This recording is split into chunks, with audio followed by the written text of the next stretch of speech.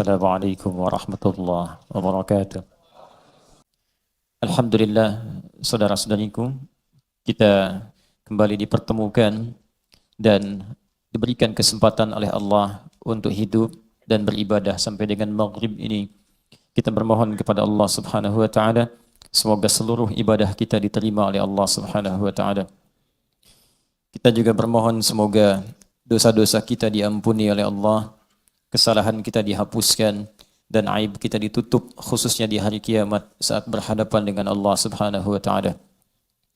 Yang kedua, kita berdoa bermohon kepada Allah Subhanahu wa taala semoga kerabat kita, saudara-saudari kita yang belum memeluk Islam sampai dengan maghrib ini, dimanapun ia berada, dekat ataupun jauh, dikuatkan hatinya oleh Allah untuk berislam, membacakan syahadat sebelum ia wafat kembali kepada Allah Subhanahu wa taala. Mudah-mudahan bila itu teman kita di pekerjaan, kita bisa dipersatukan kembali di surga dengan syahadatnya. Jika ia tetangga kita dalam kehidupan, dipersatukan kembali menjadi tetangga di alam nanti dengan izin Allah Subhanahu wa taala. Juga untuk yang ketiga, bila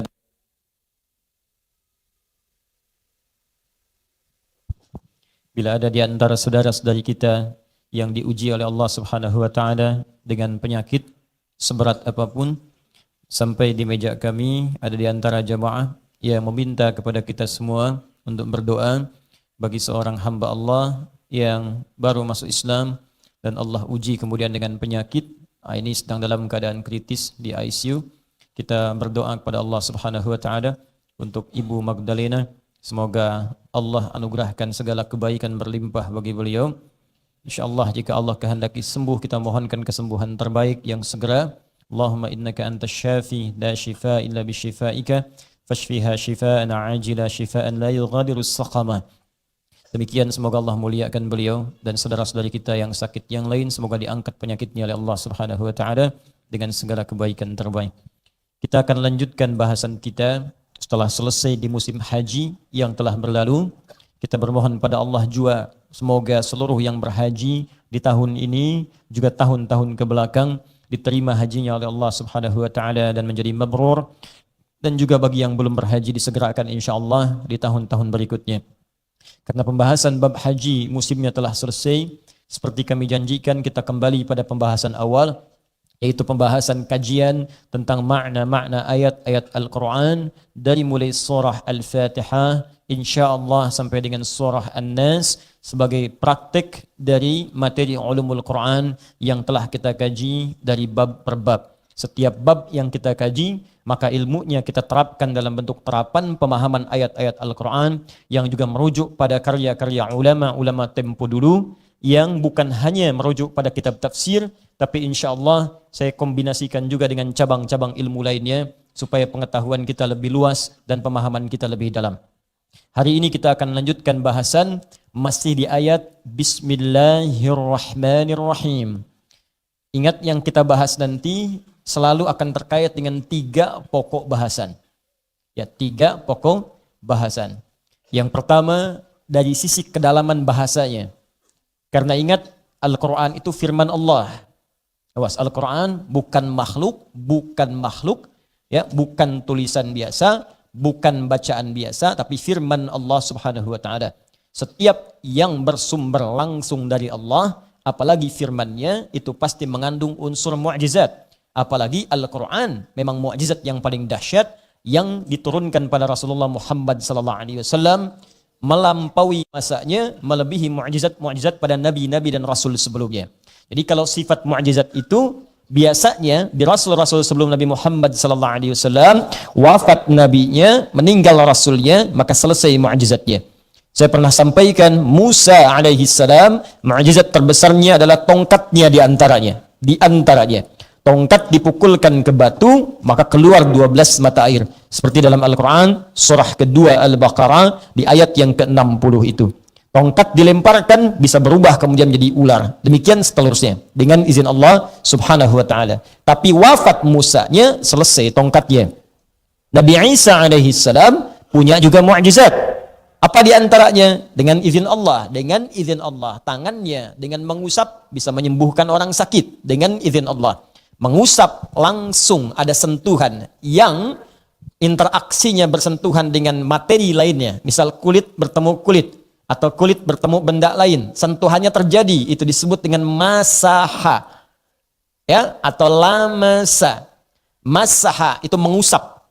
Kalau menyentuh saja, nyentuh walau tidak mengusap itu lamasa. Lamasa kena. Kalau sengaja ingin kena, pakai alif, lamasa. Ingat ya? Kalau tak kena, tapi kena sentuhan di hati kita. Mau kemana kamu? Ke hatimu. Ya. Halo? Disentuh sih enggak, tapi kalimat itu menghunjam ke dalam jiwa. Sehingga orang berkata, sentuhlah ia tepat di hatimu, maka ia akan jadi milikmu untuk selamanya. Maka itu disebut dengan massa namanya. Nah, ini saya ajarkan dulu ya. Nanti di bahasa Arab kita akan temukan kalimat itu, tapi di Al-Quran diksinya sangat luar biasa tepat. Nanti Anda akan temukan kalimat massa, ayat riba itu massa nanti. Ya, massa. Tapi ayat tentang wudu dan tayamum pakai la massa. Pakai alif. Tapi ketika ketemu dengan mukjizat Nabi Isa, masaha sampai disebut dengan masih. Itu beda. Ya, kalau masaha artinya mengusap. Usap, ya terkena usapan. Misal kita saat wudu itu mengusap bagian kepala, bukan rambut, ingat. Ya, bukan rambut tapi kepala. Ya, kalau kepala bahasa Arabnya ra'sun. Jamaknya disebut dengan ru'us. Ya, ru'us. Saat kita berwudu kita mengusap bagian kepala. Maka turun Quran surah kelima Al-Ma'idah ayat yang ke-6. Paling kiri sebelah atas di mushaf. Ya ayyuhalladzina amanu idza kuntum ilas salat faghsilu wujuhakum wa aydiyakum ilal marafiq wamsahu biru'usikum. Nanti setelah Anda, kata Allah, orang-orang beriman ingin menyempurnakan salat, maka mulai dengan menyempurnakan wudu dulu. Yang 4 itu pokok. Jadi pokok wudu ada 4. Jangan langsung tayamum. Kalau nanti airnya cukup digunakan untuk yang 4 ini, maka dahulukan yang 4 ini setelah berniat. Apa yang 4 itu? Pertama, basuh wajah. Membasuh bahasa Arabnya gosala. Nah, perhatikan bagaimana tepatnya bahasa Al-Quran. Kalau bukan firman Allah, mustahil begini. Ghasala itu ambil airnya, tumpahkan di tempat yang akan dibasuh. Diambil air, kalau keran, ya tadahkan seperti ini, ambil airnya, tumpahkan di wajah. Ya, kalau di gayung, ambil seperti ini, tumpahkan di wajah. Tumpahkan dulu, baru dibasuh secara sempurna. Kemudian wa aydiyakum ilal marafiq, tangan sampai siku. Perhatikan, dalam fikih itu detil sekali. Tangan itu yad bahasa Arabnya, yadun. Ingat, yadun, jamaknya aidi. Dari mulai ujung jemari sampai ke sini. Ya, ke bagian dekat pundak. Ini yadun namanya. Ya, kelihatan? Ya, ibu kelihatan di bawah? Ya. Ini yadun. Kalau yang ini namanya asabi', ya, jemari asabi'. Kalau yang ini kafun, telapak tangan. Ya. Kalau yang ini rusghun, ya, rusghun pergelangan. Kalau yang ini sa'id namanya, siku sampai dari mulai ini pergelangan sampai menuju ke siku, sa'id namanya. Kalau yang ini mirfaq, jamaknya marafiq. Perhatikan dahsyatnya firman Allah, detil sekali. Tatkala kita akan sholat, saat bertakbir, ya, Abu Dawud nomor hadis 857, kemudian didetilkan di An-Nasai nomor hadis 886. Saat kita akan bertakbir, itu fawada'a yadahul yumna, ditafsirkan kaffahul yumna, alal yusra, maka letakkan telapak tangan yang kanan di punggung yang kiri. Jelas kaf ini ketemu ini. Atau rusghun ala rusghin, ini pergelangan ketemu pergelangan. Ya, di sini, boleh begini, boleh begini. Ya, boleh seperti ini, boleh seperti ini. Ya, tapi cepat ya, tidak diukur dulu. Jadi Allahu Akbar langsung. Ya, jangan sampai Anda ukur Allahu Akbar. Ya, pas di sini. Boleh sa'id, jadi telapak ketemu dengan di sini. Ya, tapi tidak mirfak, tidak sampai siku. Bahkan Nabi melarang orang kemudian bertakbir tangannya disimpan di siku, di sini. Seperti orang sombong dalam bersedekap. Anda kalau sedang punya proyek. Baik, jelas? Nah, ini tegas. Perhatikan ayat wudu. Begitu akan pindah kemudian dari wajah kepada tangan, masih basuh. Wa aidiakum, basuh tangan, ambil airnya. Ingat, ini tajam sekali. Kalau kita tidak paham dengan kedalaman bahasa ini, kita nggak ngerti bagaimana wudu yang baik. Ambil airnya, tumpahkan. Dari tangan sampai siku, bukan siku ke tangan. Nanti ada hikmahnya. Awas, benar kalau Anda mau begini pun benar, tapi yang kalau mau begini pun itu bisa dibenarkan. Tapi yang paling tepat dari ujung sini sampai dengan ke sini. Ya, mohon izin ya. Boleh berdiri. Jazakallah khair. Semoga Allah muliakan Anda dan orang tua Anda. Pegang ini. Ya, tahan segini ya. Ini dua fungsi, satu mikrofon, kedua anggap keran air wudhu. Ya. Hadap sini, biar kelihatan. Baik, kelihatan? Ini apa? Mikrofon. Sekaligus keran air wudhu. Lihat sini. Ambil, ya, jangan terlalu berlebihan supaya tidak berlebihan mengeluarkan air. Ambil. Kemudian saat basuh, perhatikan, ini tangan sampai siku. Karena ila itu harfun yadullu ala ghayatis syai'. Ya, huruf yang menunjukkan pada ujung sesuatu. Ana adhab min Jakarta ila Bekasi. Saya akan pergi dari Jakarta ila ke Bekasi. Saya mau tanya, tujuan saya kemana? Bekasi, saya dari Jakarta ke Bekasi. Jadi bukan ke Bekasi dulu, ke Jakarta, ke Bekasi lagi. Dari Jakarta ke Bekasi. Ayat Qur'annya, wa aidiyakum, tanganmu ilal marafiq, sampai ke siku. Jadi bukan dari siku ke sini. Ambil airnya, dari sini basuh, sampai dengan ke siku. Bersihkan ke sini. Selesaikan sampai dengan ke bawah. Selesai. Jelas sampai sini? Nah, ini terlihat seperti sederhana, tapi tajam maknanya. Nanti yang menafsirkan ini Nabi nanti, di hadis Muslim. Nomor hadis nanti diantaranya terkait dengan sholat ke sholat. Nomor hadis 233. As-salawatu ila salawat wal jumu'atu ila al-jum'ah wa ramadan ila ramadan kafaratun lima bainahunna. Salat satu ke salat yang lainnya, Jumat ke Jumat, Ramadan ke Ramadan bisa menggugurkan dosa-dosa kecil di antara keduanya, malam takunil kabair, sepanjang bukan dosa besar. Kapan salat itu akan digugurkan dosa? Dimulai dari wudu. Makanya kata Nabi, orang wudunya benar kalau sesuai dengan basuhannya, di hadis Muslim, jatuh airnya sekaligus menggugurkan dosa-dosa yang melekat pada tangannya. Nah, dosa tangan itu, mana di antara bagian tangan yang sering melakukan maksiat? Kan jemari di sini. Bukan di siku. Karena orang bikin status itu dengan jemari, bukan dengan siku. Paham ya? Ini yang sering berdosa tuh, ini, naik. Ini keran, ya. Yang sering berdosa tuh yang ini. Makanya saat ini dibasuh, kita bertobat dari dosa tangan, dibasuhkan, mohon ampunan kepada Allah, minta ini dibersihkan, basuh. Begitu kita tobat dengan itu, dengan dosa tangan ini, maka jatuh air itu sekaligus menjatuhkan kotoran-kotoran dosa di tangan. Makanya orang selesai wudhu itu doanya taubat. Asyhadu an la ilaha illallah wa asyhadu anna Muhammadan Allahumma minat waj'alni minal Allahumma ja'alni minat tawabin. Ya Allah, jadikan aku termasuk orang taubat. Kan baru wudhu, kenapa doanya taubat? Karena orang saat wudhu dia bertaubat. Karena itu kalimat taharah disandingkan dengan taubat. Ya Allahumma ja'alni minat tawabin waj'alni minal mutatahhirin. Itu yang dimaksud Quran surah kedua ayat 222 sampai 223. 223. Innallaha yuhibbut tawabina wa yuhibbul mutatahhirin. Bahasan kita bukan di situ. Bahasan kita ketika pindah ke kepala, Allah tidak mengatakan wagsilu bi ru'usikum. Kalau wagsilu, masukkan kepalanya ke dalam kerannya. Atau ambil air dari gayungnya, kemudian basuhkan ke dalam kepala. Karena kalimatnya masaha, maka ambil airnya, buang dulu. Buang, ya, baru kemudian sisanya usapkan di kepala. Masaha. Masaha mengusap.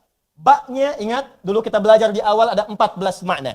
Di sini berlaku 3. 1 istighraq, mengusap keseluruhan. Kalau tidak ada masalah, tidak ada luka di kepala, atau akhwat misalnya, maaf, sedang wudhu di tempat tertutup, yang boleh dibuka hijabnya, maka usap dari depan sampai ke belakang. Sempurnakan. Kalau ada kendala misalnya, di sini ada luka, atau akhwat, wudhunya tidak bisa kemudian di tempat tertutup, terbuka ada sementara orang lalu lalang, nggak bisa buka hijab, maka boleh baknya berfungsi tab'id sebagian. Tab'id jadi bagi 2. Ada tab'id ma'at tahdid sebagian tapi ada batasnya, ubun-ubun di sini. Boleh kemudian di sini Anda luka, di sini Anda usap, sah wudunya. Jelas ya? Jadi jangan kemudian tidak diusap. Kenapa nggak diusap? Luka. Tidak. Usap yang ini sah.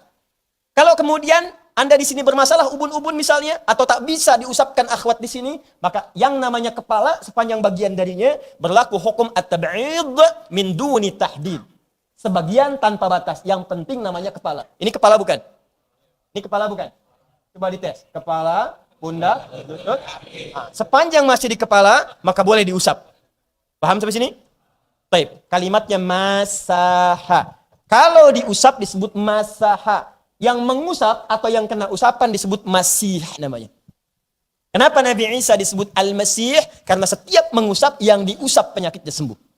Sakit kepala, usap. Nggak sembuh karena Hidayat yang usap. Tapi kalau Nabi Isa alaihissalam usap sembuh, maka disebutlah beliau Al-Masih. Jelas ya? Jelas? Paham sampai sini? Nah, itu masaha namanya. Tapi kalau menyentuh, tidak berniat usap, cuma terjadi sentuhan. Ya, dalam tawaf misalnya, ya, mohon maaf, subhanallah, walhamdulillah, wala ilaha illallah, wallahu akbar. Kena sentuhan. Ya, nah, itu namanya lamasa. Jelas ya? Lamasa. Lam, mim, sin. Lamasa. Lamasa. Kalau sengaja pengen nyentuh, subhanallah, target putaran ketiga.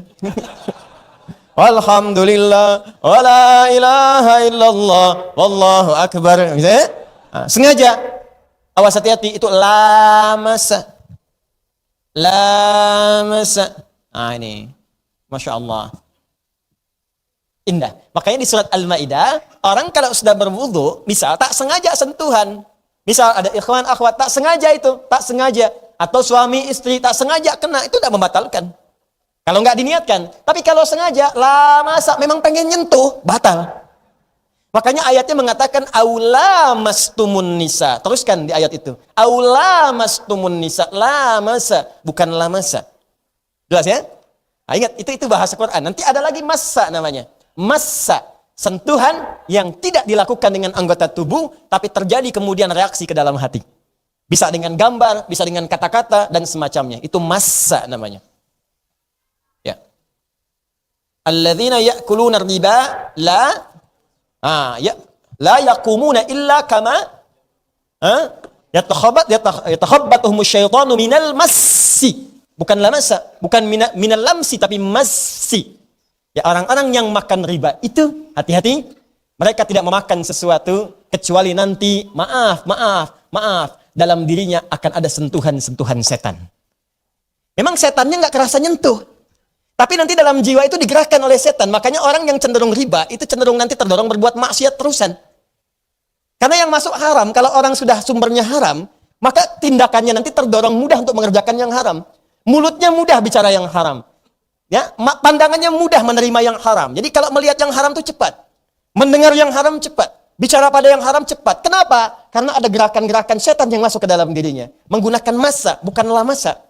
Kalau kalimat Qur'annya menggunakan lamsi, lamasa, maka setannya nampak langsung ngajak. Yuk. Paham ya? Nah, ini kalimat-kalimat ini yang nanti kita akan bahas dari segi kebahasaan. Jadi nanti gambaran pembahasan kita akan membahas kemu'jizatan Al-Quran dari sudut pandang bahasanya. Satu itu. Yang kedua, kita akan bahas dari sudut pandang tafsirnya. Baik terkait dengan tafsir pendekatan hukum ahkam. Kalau ada kandungan hukumnya, kita bahas hukumnya. Nanti saya tunjukkan referensi kitab para ulama yang telah kemudian menjabarkannya. Contoh, nanti kalau selesai bacaan Bismillahirrahmanirrahim dari semua unsur huruf bahasanya. Ba-nya apa? Ismunnya apa? Allahnya apa? Ar-Rahmannya apa? Ar-Rahimnya apa? Apakah ada di situ nilai-nilai hukum fikihnya atau tidak? Maka nanti saya tunjukkan, ada hukum fikihnya. Bagaimana menerapkannya? Kapan baca bismillah dalam sholat? Apakah jahar? Apakah sir, silent, keras? Ataukah sir, silent? Atau tidak dibaca? Atau kapan dibaca keras? Kapan tidak dibaca sama sekali? Di antara kitabnya, nanti kita akan tunjukkan. Saya bawa malam ini. Satu. Kemudian yang terakhir, yang ketiga, hikmahnya. Ada tidak hikmah yang melekat kemudian pada ayat-ayat itu? Dia memang tidak terkait dengan hukum fikih, tapi ada hikmah yang dalam yang bisa kita kaji.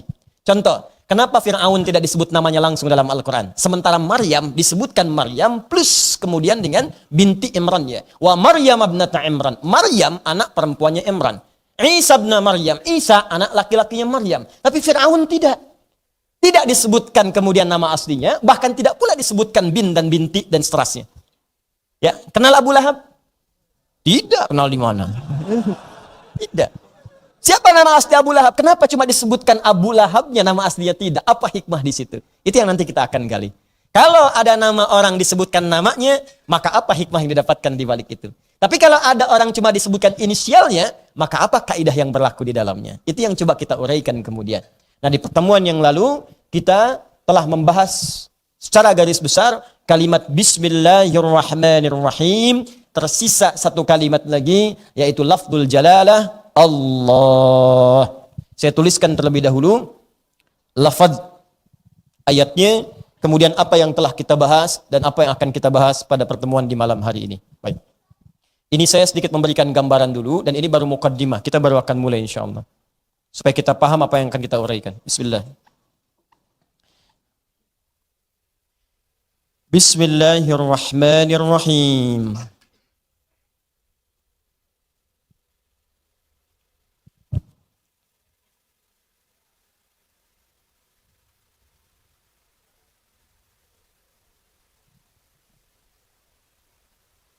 Ya.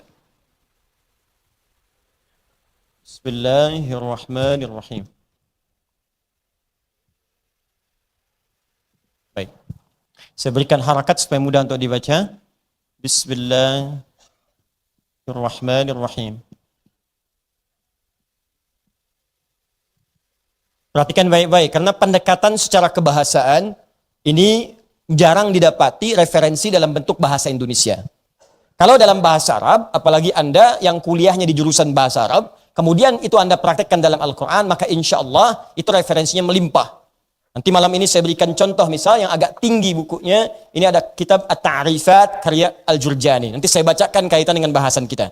Ya, ini contohnya nanti pembahasan makna-makna ayat Al-Quran dengan kedalaman-kedalaman bahasa yang merangkai kata-kata atau kalimatnya. Ada lagi nanti Mu'jam Ajaibul Lughah, ya, kumpulan ya makna-makna bahasa yang mengagumkan. Anda akan temukan bagaimana kemudian para ulama menjabarkan kekaguman mereka akan bahasa-bahasa Al-Quran, bahkan setiap hurufnya itu punya makna. Ya. Yuk kita turunkan Bismillahirrahmanirrahim. Yang sudah kita bahas, ini ba, 1. Kemudian ismun, 2. Yang belum mendapati penjabaran ini bisa melihat di tayangan sebelumnya, ya teman-teman sekalian, untuk mendapatkan ketersambungan dengan bahasan kita saat ini. Ini yang belum kita bahas, 3. Ini belum. Ini sudah, 4. Kemudian yang kelima, ini pun sudah. Saya akan bacakan dengan cepat pembahasan 1, 2, 4, sampai 5. Dan kenapa nanti kita akhirkan bahasan yang ketiga, supaya kita dapati penjabaran maknanya. Ba, telah kita sampaikan di pertemuan lalu, ba itu punya 14 makna. Di antaranya adalah istighraq, musahabah, ilsaq, ada ghayah. Ya, maaf, istighraq artinya sesuatu yang menunjukkan makna komprehensif, sesuatu yang luas, semua, segala, seluruh. Ilsaq menunjuk pada sesuatu yang lekat, nempel. Karena itu lem dalam bahasa Arab disebut dengan lisaq. Nempel, dekat, sedekat-dekatnya, sulit dipisahkan. Lekat. Ghayah menunjuk pada sebuah tujuan untuk mengerjakan sesuatu. Ghayah, tujuan. Musahabah, bukan sekedar lekat. Ada lekat tapi tidak mengikuti. Ya, mohon maaf, buku ini lekat dengan meja. Tapi kadang-kadang bukunya diambil, kemudian mejanya tinggal sendiri. Selesai taklim, buku diambil, maka di atas meja tidak ada buku lagi. Kalau Anda ingin katakan setiap mejanya jalan, bukunya ikut. Meja ditarik, buku ikut. Meja didorong, buku ikut. Tarik, ikut. Dorong, ikut. Tarik, dorong. Tarik, dorong. Ikut. Ya? Maka ini disebut dengan musahabah. Nempel terus. Musahabah. Sahibun ashabun. Ulaika ashabul jannah. Maka mereka orang-orang yang akan terus nempel dengan surga. Gak akan pisah. Kemanapun jalan suasana surga dapat. Yang celaka, ulaika ashabun nar. Mereka itu akan nempel dengan neraka. Kemanapun jalan, siksa neraka tetap mengikuti. Itu yang bahaya. Ya, sahib musahabah. Sesuatu yang terus menyertai. Ikut menyertai. Perhatikan. Ba dalam Bismillahirrahmanirrahim. Bukan sekedar diterjemahkan dengan menyebut nama Allah subhanahu wa ta'ala. Bahkan saking pentingnya makna ba ini, kata Nabi, kullu amrin dhibalin la yubda'u fihi bismillahirrahmanirrahim fahuwa abtar. Ingat, setiap perbuatan baik itu, kata Nabi, Jika Anda tidak tahu doanya untuk mengerjakan perbuatan itu, maka bacakan Bismillahirrahmanirrahim. Tak mampu Anda bacakan itu pun, maka hilanglah kemudian faidah-faidah dan keistimewaan dari makna Bismillahirrahmanirrahim itu. Baik pahalanya ataupun keberkahannya. Nah sekarang kalau Anda ingin ucapkan Bismillahirrahmanirrahim, maka cara mengucapkannya, pahami huruf ba-nya. Cara mengucapkannya bukan sekedar di lisan Bismillah, tidak. Tapi ingat, ba istighraq. Seluruh perbuatan kita yang baik-baik, jangan lupa ucapkan Bismillah. Seluruh. Mau makan, Bismillah. Duduk, Bismillah. Berpakaian, Bismillah. Sepanjang semua baik, usahakan Bismillahirrahmanirrahim. Paling singkat, Bismillah. Jelas? Kemudian teruskan. Ketika Anda mengerjakan itu, rasakan bahwa Anda sedang lekat, bahkan diawasi, disertai oleh Allah Subhanahu wa taala. Misal, Anda mau minum, Bismillahirrahmanirrahim. Begitu Anda sentuh minuman yang akan Anda minum itu, rasakan bukan sekedar Anda akan minum, tapi Allah mengawasi Anda dalam minum itu. Dan pengawasan itu bukan jauh, tapi lekat, lebih dekat dibandingkan dengan urat leher kita. Allah tahu apa yang kita kerjakan. Bayangkan kita sedang dilihat oleh Allah. Maka orang yang bismillahnya benar mengucapkan huruf ba saja, dia mustahil akan menyentuh minuman yang tidak disukai oleh Allah Subhanahu wa taala. Jadi kalau bismillah Anda benar, itu di kantor itu Anda nggak bisa korupsi. Di kantor Anda nggak bisa ngarang-ngarang proyek. Karena kaidahnya jelas, semua aktivitas yang baik kerjakan bismillah. Anda nulis cek, baik tuh buat nafkah Anda dibawa ke rumah. Ketika itu baik, rasakan bismillah. Begitu akan dituliskan bismillah, lihat, rasakan Allah mengawasi kita. Maka mustahil Anda akan menambahkan 0 di antara sekian 0 yang harus Anda tuliskan itu. Mustahil yang tadinya 0 Anda tambahkan angka 2. Mustahil yang tadinya 0 Anda tambahkan angka 1. Kenapa? Karena ketika Anda tuliskan, Anda merasakan Allah mengawasi Anda. Itulah Bismillahirrahmanirrahim. Kalau Anda sedang nonton sesuatu, maka rasakan ketika melihat itu Bismillah, buka televisi. Maka Allah akan lindungi Anda.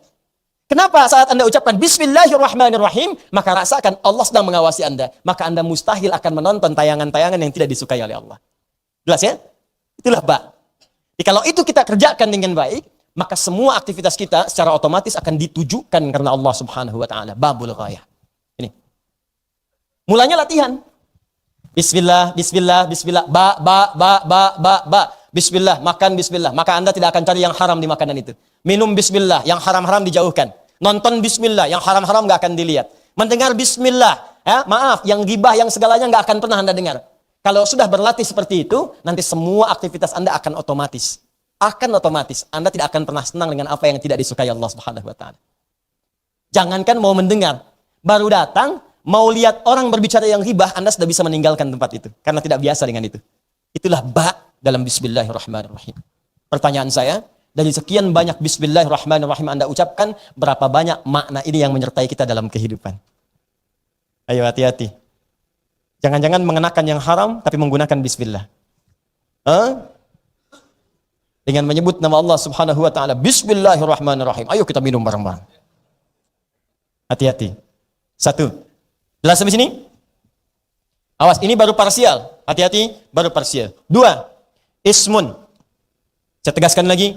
Ismun itu dari kata sumuwun. Atau wasmun. Atau simatun.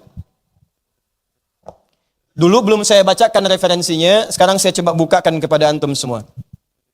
Kitab Mu'jam Ajaibul Lughah. Kumpulan keistimewaan-keistimewaan dalam bahasa Arab. Karya Syekh Syauqi Hamadah. Baik, di halaman 37, bagian pertama, paling kiri sebelah atas, di bab atau pembahasan yang ke-7. Fahuwa, maka ismun itu jamaknya sama'un. Sama'un. Ismun dari kata sumuun, jamaknya sama'un. Apa artinya? Kullu ma 'alaka wa adhallaka. Kullu ma 'alaka wa adhallaka. Segala hal yang akan meninggikanmu dan memberikan naungan kemuliaan kepadamu. Segala hal yang akan meninggikanmu dan memberikan naungan kemuliaan kepadamu. Ini penting kita pelajari untuk paham kenapa kalimat ismun nanti dilekatkan dengan kata Allah. Awas, hati-hati. Segala hal yang akan meninggikanmu dan memberikan naungan kemuliaan kepadamu. Dalam bahasa Arab sekarang, ismun itu diartikan nama. Masmuka, ma ismuka, siapa namamu? Kenapa nama disebut dengan ismun? Karena dengan nama itu seseorang akan ditinggikan. Makanya kalau ngasih nama ke anak, Atau memberikan nama nanti pada orang-orang yang minta nama pada Anda, berikan nama-nama yang bisa memuliakan dia. Meninggikan derajat dia. Dia jangan pernah kasih nama kepada anak yang bisa merendahkan dia. Ya, dalam konteks sejarah nanti, teman-teman akan temukan Nabi pernah mengganti nama beberapa sahabat. Yang dengan nama-nama itu dia bisa rendah. Awas jangan sampai berikan nama pada anak misalnya yang bisa membuat dia ditertawakan oleh orang lain. Hati-hati ya, mohon maaf. Anda senang dengan tokoh-tokoh lawakan. Ketika pelawak itu sudah tidak ada, untuk mengenang dia, karena Anda ingat terus, anak Anda diberi nama dengan pelawak itu. Begitu temannya tahu, dia akan jadi bahan tertawaan. Jelas ya? Atau yang kedua, memberikan nama-nama sifat misalnya, yang terlampau berlebihan. Sehingga dengan itu memberikan beban yang berlebihan kepadanya. Ya, si cantik jelita. Misal, ya, begitu terlahir misalnya, ada sesuatu yang tidak tepat. Saya pengen beri nama cantik jelita. Begitu lahir laki-laki, misalnya kan? Bisa. Ya, atau nama-nama tertentu. Saya beri nama anak saya ini saya ingat dengan teman saya si Keriting. Maka saya beri nama saya Keriting, ingatkanku pada temanku. Ya, misal. Maka yang seperti itu, coba Anda tinggalkan pelan-pelan. Termasuk nama-nama setan yang 9 itu. Hati-hati. Ya, ada Dasim, ada Khinzib misalnya. Ya, dan nama-nama yang lainnya. Paham sampai sini? Ingat pesannya, begitu Anda ingin berikan nama, maka cari nama-nama yang bisa memuliakan Anda, plus meninggikan derajat Anda di sisi Allah Subhanahu wa Ta'ala. Cari nama yang bagus ya.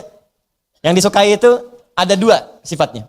Satu, yang menunjukkan penghambaan kepada Allah. Misal, Abdullah, Abdurrahman. Itu nama sangat disukai oleh Allah dan Rasulnya. Yang kedua, tafaul, mengikuti nama-nama para nabi, rasul, atau orang-orang baik. Misal, Muhammad, Ahmad.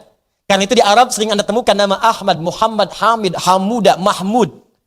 Ada ya? Ahmad, ya Ahmad, panggil. Anda ke Mekah, umrah, panggil. Ya Muhammad, ngelirik semua. Ahmad, Mahmud, Hamuda, ya Mahmud. Datang, lirik semua. Nah, karena semua nama itu terambil dari kemuliaan sifat Muhammad SAW. Ya. Nama orang-orang soleh, Nabi sebelumnya boleh. Yusuf misalnya. Ya, Ibrahim, boleh, silahkan. Makanya orang barat pun mengambil itu. Ibrahim, Abraham. Mikail, Michael. Daud, David. Ya, ada. Ya, mereka ambil itu. David Beckham. Ya, Masya Allah, ada. Ya, Ibrahim Mofik, dari kata Ibrahim. Ya, Zlatan Ibrahim Mofik, ada. Ada. Michael ada. Michael Owen dulu. Striker Liverpool. Ada. Ya. Ya, ada. Mereka ngambil dari situ. Bisa. Itu tafaul namanya. Atau orang-orang soleh silahkan. Anda ingin ambil misalnya nama anak Anda misalnya Umar. Boleh. Abu Bakar. Boleh. Uthman. Ali. Boleh. Ya. Nama anaknya siapa? Ali. Bapaknya Asep. Ali bin Asep. Ya, sah. Jelas ya? Tidak ada masalah. Nggak apa-apa. Ya. Bapak Asep. Anak Ali. Ya. Cucu Uthman. Boleh. Sah saja. Paham ya? Nah, sekarang pertanyaannya, ketika ba disambungkan dengan ismun bismin, kemudian nyambung kepada Allah, maka apa makna yang terkait dengan kedahsyatan makna kalimat ismun itu?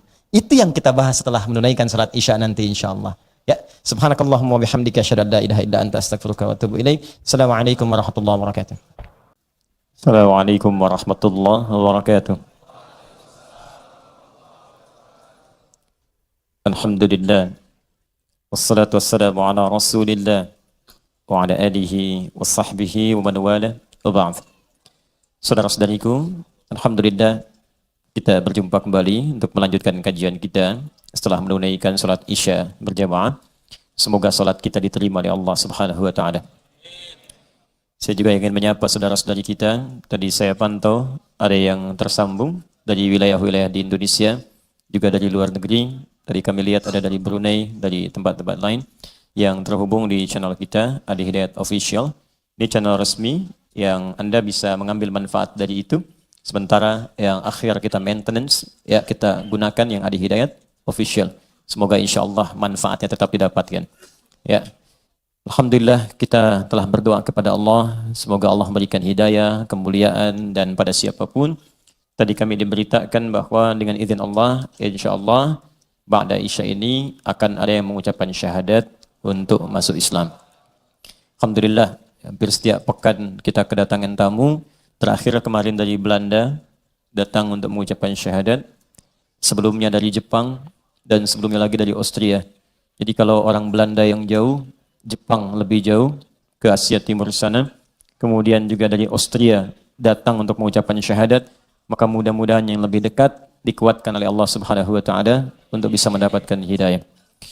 Baik, kami persilahkan sebelum kita lanjutkan kajian kita kepada Adinda Dimas. Itu bukan? Oh, bukan. Silahkan.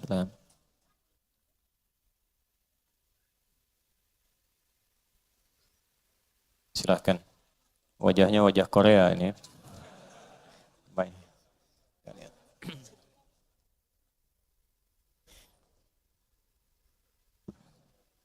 Baik. Jazakallah khair. Bismillah teman-teman, bersama kita saat ini ada saudara kita. Biasanya kalau ada yang masuk Islam itu saya suka diberikan keterangannya, ada map apa gitu ya. Ini istimewa malam ini. Apa ada ininya? Keterangannya? Oh, sudah.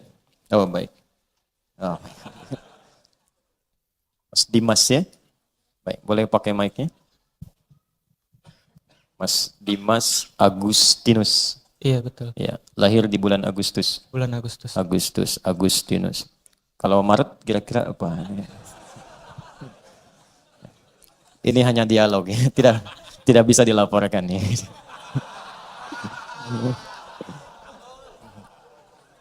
Jadi kita menghormati taklim saya, insya Allah terbuka bagi seluruh umat Islam yang ingin belajar. Juga non-muslim saudara-saudari kita, khususnya sebangsa setanah air yang ingin belajar Islam, silakan. Ya, kami sangat terbuka. Kalau ada yang ingin tertarik dengan pelajaran, boleh bergabung. Dan yang belum masuk Islam tidak dipaksa untuk masuk Islam. Kalau memang ingin bertanya, kalau memang merasa kurang memahami, boleh datang, boleh bertanya, boleh berdialog. Dan dalam Islam jangan takut. Ada kaidah di Quran surah kedua, ayat 256, La ikraha fid din. Tidak boleh paksa orang untuk bisa memeluk Islam. Dan ini syarat pertama yang harus ditanyakan bagi setiap orang yang bahkan ingin masuk Islam. Apakah ada paksaan, baik dengan cara yang halus, apalagi kasar. Jadi kalau ada nanti yang ingin belajar atau yang tersambung via media sosial, silahkan, kami sangat terbuka. Kalau ingin bertanya, kami jelaskan. Kalau bisa dipahami, alhamdulillah. Ingin masuk Islam, kami terima sebagai saudara-saudari seagama, sedin. Kalaupun memutuskan belum, kita tetap saudara sebangsa setanah air insyaAllah. Minimal sama-sama pernah tinggal di dunia. Dan kita berharap sebelum wafat mudah-mudahan Allah berikan hidayah pada kita semuanya. Baik, jaga hubungan kita walaupun dengan saudara-saudari kita, walau beda keyakinan. Jaga, jangan mudah dipecah belah oleh siapapun. Ingat ya, kita ini mendapatkan kemerdekaan bukan dengan sekedar semangat. Tapi ada perjuangan, darah, keringat, air mata, pengorbanan, segala hal, merah dan putihnya dan segalanya, maka jaga jangan sampai terpecah belah oleh pihak-pihak yang tidak bertanggung jawab. Ya, saya sempat dimintai Ustadz bagaimana tanggapannya dengan kasus yang sedang ramai.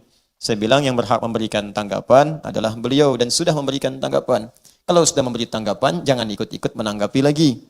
Nanti malah jadi meluas. Yang harus dilakukan adalah mendoakan segala jenis kebaikan dan mendukung segala nilai-nilai kebenaran dan kebaikan serta berusaha menjadi jembatan persatuan yang terbaik untuk menjalin kesatuan bangsa. Jelas sampai di sini? Baik, kita kembali kepada Mas Dimas Agustinus. Ya. Mas Dimas yakin mau masuk Islam? Ya, saya yakin. Baik, ada yang paksa? Enggak ada, satupun enggak ada. Baik, yakin? Yakin, saya yakin. Coba pandang dulu wajah jemaah di sini, barangkali ada kelihatan satu orang. Sampaikan aja pada saya. Tidak ada? Tidak ada. Tidak ada orang satupun di depan? Alhamdulillah. Ayah masih ada? Masih ada. Alhamdulillah. Ibu? Masih ada. Masih ada. Agamanya apa? Agama saya sekarang Kristen. Kristen. Ayah ibu juga? Ayah ibu juga Kristen. Baik. Kita doakan sama-sama ya, mudah-mudahan mendapat hidayah. Mas Dimas, ini ada pesan dalam Al-Quran dan pesan ini selalu saya sampaikan dan hanya ada dalam Al-Quran. Kalau Mas Dimas sudah bersyahadat dan ayah ibu belum bersyahadat, walaupun beda keyakinan, tetap harus menampilkan bakti baik dalam hubungan keduniaan. Siap? Siap? Siap. Yakin? Yakin, saya yakin. Ya, kalaupun dipaksa untuk ikut keyakinan semula, silakan menolak dengan cara yang lembut. Ya, dengan cara yang lembut. Tapi tetap hubungan keduniaan jangan dipisah. Bekerja saat ini? Iya, saya bekerja. Ada gaji? Ada. Ada. Kalau ada lebih, berikan orang tua ya. Jangan karena beda keyakinan tidak diberikan. Siap? Siap. Ya, itu nanti teman-teman ada di Quran surah ke-31 ayat ke-15. Ya. Kemudian yang terakhir, di Islam itu ada ibadah, ya. Salat, puasa, Tadi lihat orang sholatnya? Ya, lama tidak? Lah, Boleh pikir-pikir dulu, silahkan Ji. Jujur saja. lumayan. Ya, lama. Ya, lama ya. Iya. Biasa begitu. Biasa, kalau belum menjalani, terasanya lama. Sama seperti orang mau menikah, lama tunggu ya. Ya, gitu. Tapi kalau sudah menikah, cepat rasanya gitu ya. Baik, insya Allah nanti akan menikmati ya setelah menunaikan sholat. Siap sholat? Siap. Tidak boleh tinggal. Siap. Baik ya, 5 kali dalam sehari. Ya, siap. Bangun pagi jam berapa? Bangun pagi jam 5. Pagi jam 5. Baik. Nah, itu jam 5 itu subuh namanya, ya. Iya. Dalam Islam ada sholat namanya sholat subuh. Sedikit lagi, kalau bangun jam 4 siap. Siap. Masya Allah ya, luar biasa. Baik, kita cepat saja. Ya. Dimas, panggilannya apa? Dimas. Dimas. Dimas ikuti saya saja ya. Baik, pelan-pelan, jangan ingin mengejar, ikuti dengan baik pelan-pelan ya. Siap? Siap. Tolong bacakan dengan hati ya, supaya bisa terasa lebih khidmat insya Allah.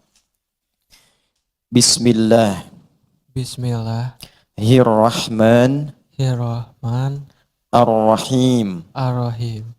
Ashhadu Asyhadu alla alla ilaha ilaha illallah illallah wa ashhadu wa asyhadu anna anna Muhammadan Muhammadan Rasulullah. Rasulullah. Saya bersaksi Saya bersaksi dengan sesungguhnya dengan sesungguhnya bahwa bahwa tidak ada Tuhan tidak ada Tuhan yang yang layak layak dipertuhankan dipertuhankan dan dan wajib wajib disembah disembah kecuali kecuali hanya hanya Allah. Allah, Dan dan saya bersaksi saya bersaksi bahwa bahwa Nabi Muhammad Nabi Muhammad adalah adalah utusan utusan Allah Allah yang terakhir. yang terakhir.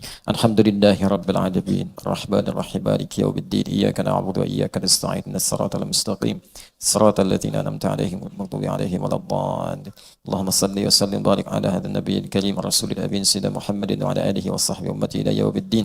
Allahumma ya Allah taqabbal min akhina Dimas Agustinus Islamahu ya arhamar rahimin. Taqabbal minhu syahadatahu wa hdihi siratal mustaqim ila wafatihi ila an ya Allah iltaqa ilaika ya arhamar rahimin.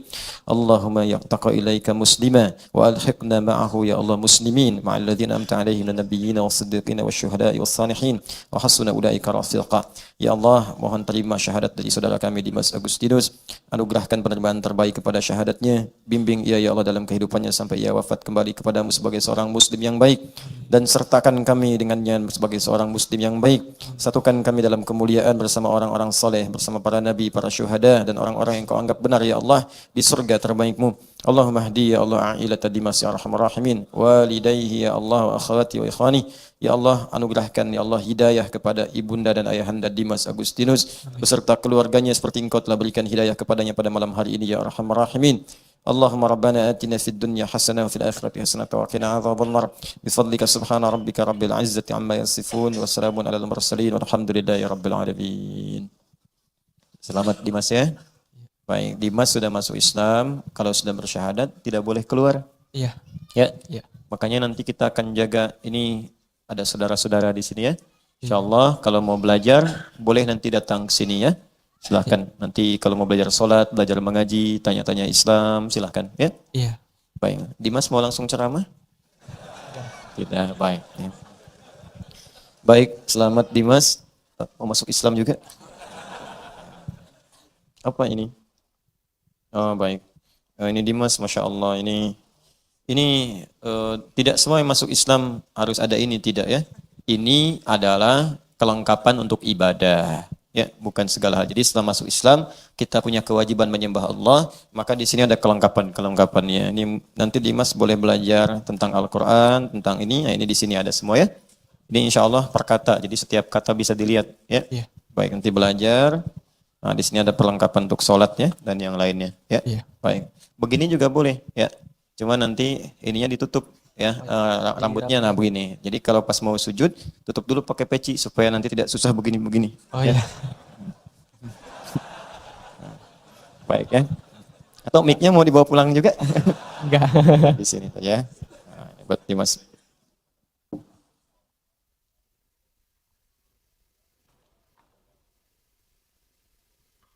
Ya, sementara Dimas bisa diantar. Ya, kembali. Baik. Bisa juga disertakan ininya Mas ya, terangannya. Bagi yang masuk Islam di Al Ihsan, kita bantu dengan menyertakan keterangan untuk kebutuhan-kebutuhan administratif. Jadi kalau nanti ada untuk perubahan di kartu identitas, tanda penduduk atau yang lain, kita berikan keterangan yang bisa menguatkan itu dengan keterangan bimbingan, saksi dan yang lainnya insya Allah. Baik, kita lanjutkan. Sebelumnya apa ada yang mau masuk Islam lagi? Tidak, baik ya. Untuk malam ini kita lanjutkan kembali. Bismillahirrahmanirrahim. Ismun dari kata sumuun atau wasmun wasamatun. Wasmun berarti tanda, ya. Kemudian disebut juga dengan simat atau samat karena dengan nama itu seseorang ditandai untuk membedakan satu dengan yang lainnya. Adi, maka yang melirik kemudian adi. Dani, yang melirik kemudian dani. Karena itulah ismun disebut dengan ismun karena menandai seseorang. Maka disebut dengan zat, namanya zat, zatun. Tapi ismun juga berasal dari kata sumuun yang jamaknya bisa melahirkan sifat sama. Dari situ muncul kata jamak samawat yang berarti sesuatu yang tinggi dan memberikan kemuliaan atau perlindungan pada hal-hal yang baik. Ya, alladzi alaka wa adhallaka, yaitu sesuatu yang memberikan kemuliaan atau meninggikan derajat kehidupan Anda. Karena itu kalau diberikan nama pada seseorang, maka berikan nama-nama yang baik. Sehingga dengan itu ia akan ditinggikan sebagai bagian doa dalam kehidupannya, juga akan dimuliakan sampai kembali kepada Allah Subhanahu wa taala. Karena itu dalam Islam baik di Al-Qur'an ataupun di dalam hadis ada anjuran-anjuran memberikan nama-nama yang terbaik. Ya, contoh misalnya terekam sebelum kehidupan Nabi Muhammad SAW bahwa Imran dengan istrinya Hannah, ketika Hannah melahirkan anak perempuan, maka diabadikan dalam Al-Qur'an kalimat Hannahnya. Ya, di Quran surah ketiga Ali Imran ayat yang ke-36, ya, di paling kiri di pertengahan. Wa inni sammaituha Maryam. Ya, falamma wada'atha qalat rabbi inni wada'tuha untha wallahu a'lamu bima wada'at wa laysa adh-dhakaru kal untha wa inni sammaituha Maryam. Alhamdulillah. Dan saya ya Allah berikan nama kepadanya Maryam. Ya, padahal bisa dia mengatakan, perhatikan, ya, ada samma yusammi tasmiyatan. Ada wasama, yasimu, wasman. Kenapa menggunakan kata sama? Ya, dari sigat taf'il, fa'ala yufa'ilu. Kata fa'ala yufa'ilu di ilmu saraf. Nanti kalau Anda kembali ke kaidah-kaidah saraf, bahkan nanti ada di kitab satu lagi, saya tidak bawa kitabnya, di sini juga bisa ditemukan di Mu'jam Ajaibul Lughah. Sigat taf'il itu menunjuk kepada at-tadarruj wa tafsil. Sesuatu yang dikerjakan dengan pelan-pelan dan teliti. Jadi ibunya sebelum memberi nama diteliti dulu.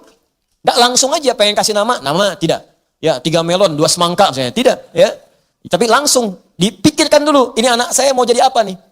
Harapannya apa? Doanya apa? Oh, saya pengen anak ini jadi perempuan yang salihah, dekat dengan Allah, dijaga dari maksiat, dipelihara oleh Allah. Maka nama yang cocok menurut kosakata pada waktu itu Maryam namanya. Makanya kalimatnya menggunakan sama. Sama itu, ya Allah, aku pikirkan benar nama buat anak ini. Aku pengen anak ini dekat denganmu, bebas dari maksiat. Aku ingin jadikan dia satu-satunya anak yang dekat denganmu subhanahu wa ta'ala. Makanya sejak mengandung cita-cita itu ada. Kalau Anda baca di ayat 35-nya, ada di situ cita-citanya. Idh qalat imra'atu Imran rabbi inni nadhartu laka ma fi batni muharrara fataqabbal minni. Jadi kalau ada perempuan atau istri Anda mengandung, ya, atau ibu akhwat di bawah, ada misalnya berharap anaknya sedang mengandung atau ada lahir cucu, maka boleh di situ berdoa dari sejak awal. Dan fikirkan nama yang terbaik sesuai dengan doanya. Anak saya pengen jadi ahli Quran, Muhammad Hamilul Quran. Saya pengen anak saya dekat dengan Nabi, Amelia Habibatul Mustafa. Saya pengen anak saya misalnya paham Al-Quran, mengerti hukum fikihnya, Muhammad Faqihul Quran. Anisa Faqihatul Quran. Ya, perempuan cantik yang lembut tapi paham Al-Quran. Anisa Faqihatul Quran. Ya, jadi silakan cari. Dia begitu terlahir, nama itu membimbing dia dan cari guru-guru baik untuk kemudian mengawal nama itu sesuai dengan maknanya. Makanya begitu lahir ditunjuk pamannya Zakaria alaihi salam supaya terkawal makna nama itu. Jangan titipkan pada orang-orang yang bisa merusak cita-cita Anda pada nama itu. Katanya namanya faqih, tapi dititipkan pada orang yang menjauhkan dia dari Allah. Ya mustahil jadi faqih. Cari sekolah-sekolah yang membuat dia dekat dengan Allah. Sekarang udah banyak. Santen-santen, sekolah-sekolah plus hafal Quran, plus ada pelajaran salat, plus ada pelajaran fikih. Kejar. Jangan takut dengan gelar kok. Sekarang bisa ambil paket, bisa macam-macam. Takut dengan Allah. Saat satu hari kita pulang kepada Allah dan anak kita akan ditanya. Ku anfusakum wa ahlikum nara. Itu akan dihisab. Takut kita saat pulang tuh. Akan ditanya gitu. Itu yang kita pikirkan. Cari sekolah yang baik, tempat yang baik, guru yang baik.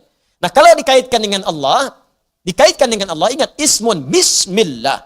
Setelah ba, saya ingin kerjakan semua hal. Istighraq seluruhnya. Istighraq tadi. Ba, semua kegiatan saya, ghayah, saya tujukan semua lillah karena Allah. Ba lil ghayah, tujuan karena Allah. Nomor 3. Semua kegiatan saya kerjakan karena Allah. Dari mulai bangun tidur, sampai dengan tidur lagi. Semua yang baik-baik karena Allah. Dan saya rasakan, setiap saya mengerjakan semua itu, Allah mengawasi saya.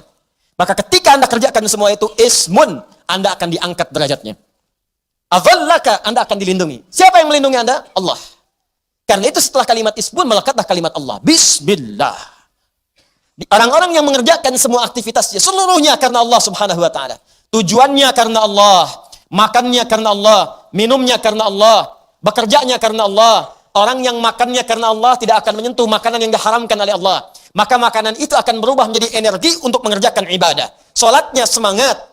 Baca Qur'annya semangat. Bekerjanya semangat. Orang yang mencari nafkah karena Allah, maka dia tidak akan mencari nafkahnya yang dimurkai dan tidak disenangi oleh Allah subhanahu wa ta'ala. Maka dengan semua hal itu, Allah akan angkat derajatnya, akan melindungi dia dari segala hal yang tidak disukai oleh Allah subhanahu wa ta'ala. Maka walaupun kelihatannya sedikit, karena diangkat derajatnya oleh Allah, harta itu kalau naik derajat, maka derajat disebut dengan berkah namanya. Ya, kelihatannya sedikit, cuman karena diangkat nilainya oleh Allah, maka jadilah berkah. Dapatnya 100.000, cuma sebulan gak habis-habis. Bayang nggak? Saya juga nggak kebayang gitu. Kok bisa?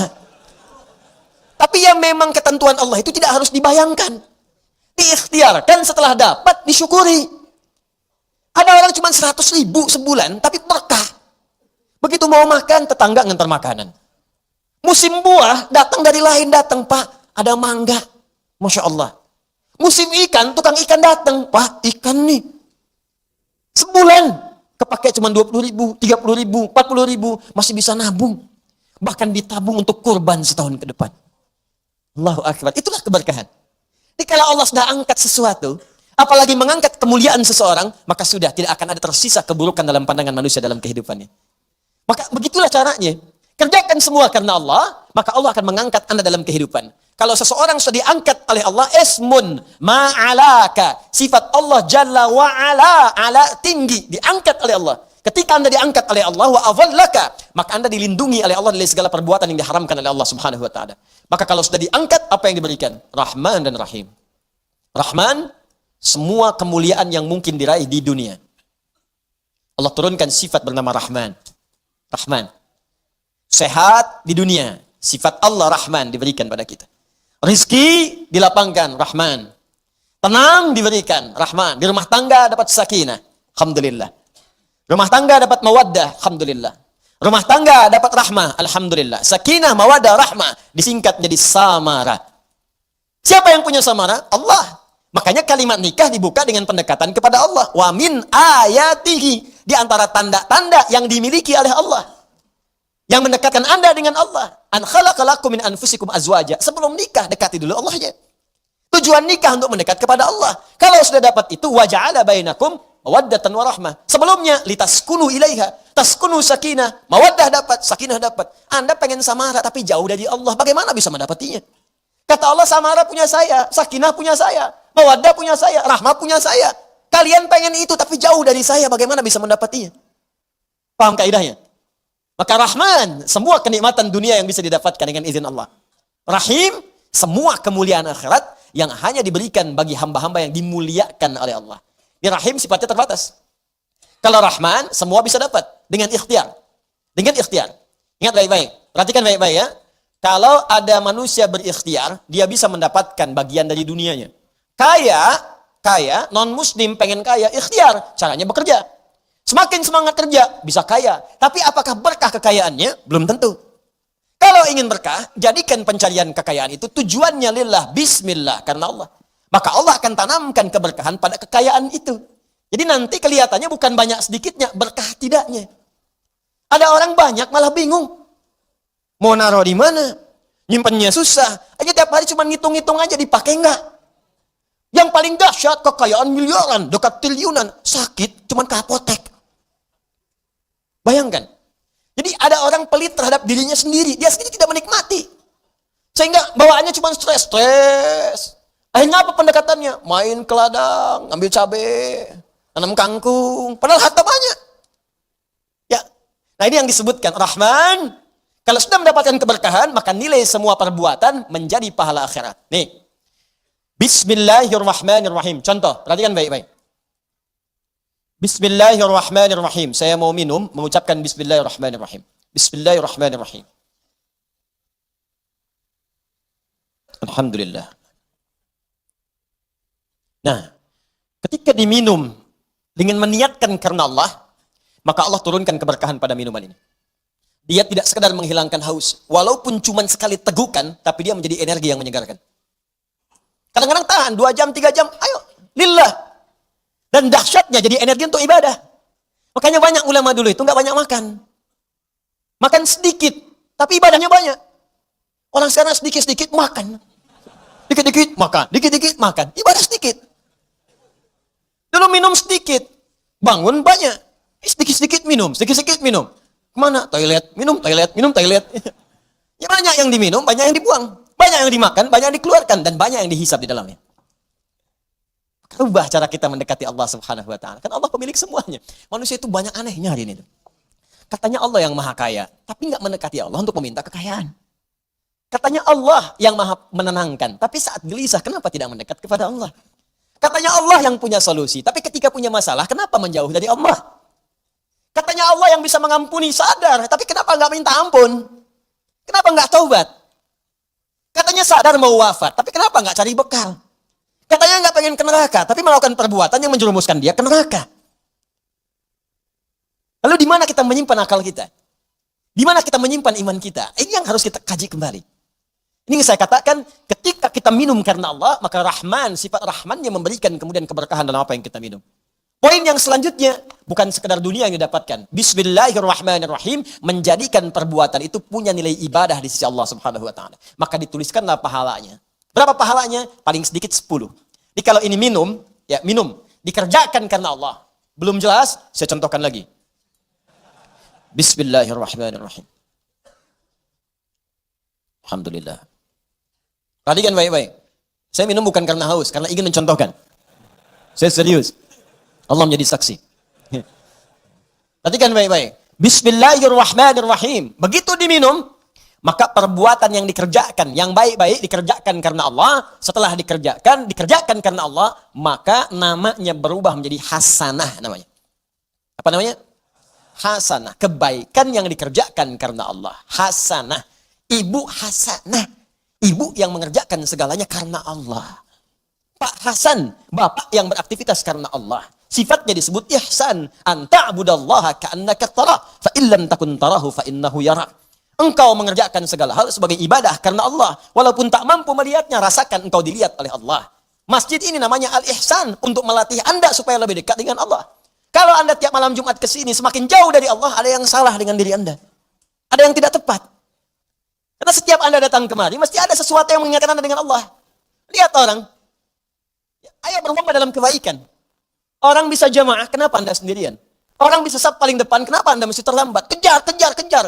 Woi, saya kemarin pekan lalu udah 1 juz, saya akan kejar dia juga, 1,5 juz. Jamaah yang lain menghafal 1 halaman, saya 1 lembar. Bismillah. Mudah-mudahan saat wafat sedang menghafal itu. Mudah-mudahan saat wafat itu sedang berubah menjadi lebih baik. Makanya kalau sedang bermaksiat pengen tobat, cepat kejar tobatnya terus. Walaupun belum sempurna, kerjakan tobat lagi, kerjakan tobat lagi. Mudah-mudahan saat wafat itu saat sedang tobat. Tidak cukup dengan amin, tobat. Ya, hasanah. Kalau sudah perbuatan jadi hasanah, maka poinnya 10. Dari mana taunya Ustaz? Allah yang sampaikan Quran surah ke-6 ayat 160. Man jaa'a bil hasanati. Siapa yang mengerjakan satu kebaikan yang nilainya hasanah, punya nilai akhirat. Falahu asyru amthariha. Maka dia mendapatkan 10 poin dari hasanah itu. Poinnya jangan dihitung 1, 2, 3, 4, 10, tidak. Saya sering katakan, itu bisa 500 tahun jaraknya 1 ke 2, 3 ke 4, dan seterusnya. Nanti akan ditampakkan saat akan wafat. Tampakkan pahala-pahalanya. Tampakkan, dalam sakaratul maut tampak semua. Indah. Makanya banyak orang sakaratul tenang. Tiba-tiba saking tenangnya dicabutnya tenang. Panggilannya pun tenang. Quran surah 89 ayat 27. Ya ayyatuhan nafsul. Hei jiwa-jiwa yang sedang tenang, kalian ditampakkan semua keindahan. Pahala banyak gitu. Tampakkan surga segalanya. Masya Allah. Indah, tenang. Karena sedang tenang itu gak kerasa. Hilang pergi aja. Ada yang sedang sujud. Ada yang sedang baca Quran. Ya, ada yang sedang sholat. Masya Allah. Ada yang sedang lihat ustaz di majelis ilmu. Ya, bisa terjadi. Ada ustaz yang sedang mengajar, ada. Dan seterusnya. Masya Allah. Enak gitu. Pulang. Itu poinnya. Ayo cepat kejar. Makanya kata Nabi, kalau perbuatan nggak disebutkan nama Allah di situ, abtar, terputus. Kullu amrin dzibalin la yubda'u fihi bi bismillahirrahmanirrahim fahuwa abtar. Semua perbuatan baik yang tak disebutkan nama Allah di dalamnya, maka terputus nilai pahalanya. Yang paling dahsyat, kalimat bismillahirrahmanirrahim, itu kalau diucapkan dengan benar, itu belum minta pun Allah bisa mengabulkan apa yang kita butuhkan dalam hidup, walaupun permintaan itu belum diucapkan. Ada orang yang belum minta, langsung dipenuhi. Langsung dipenuhi begitu. Bismillahirrahmanirrahim, minum. Masya Allah.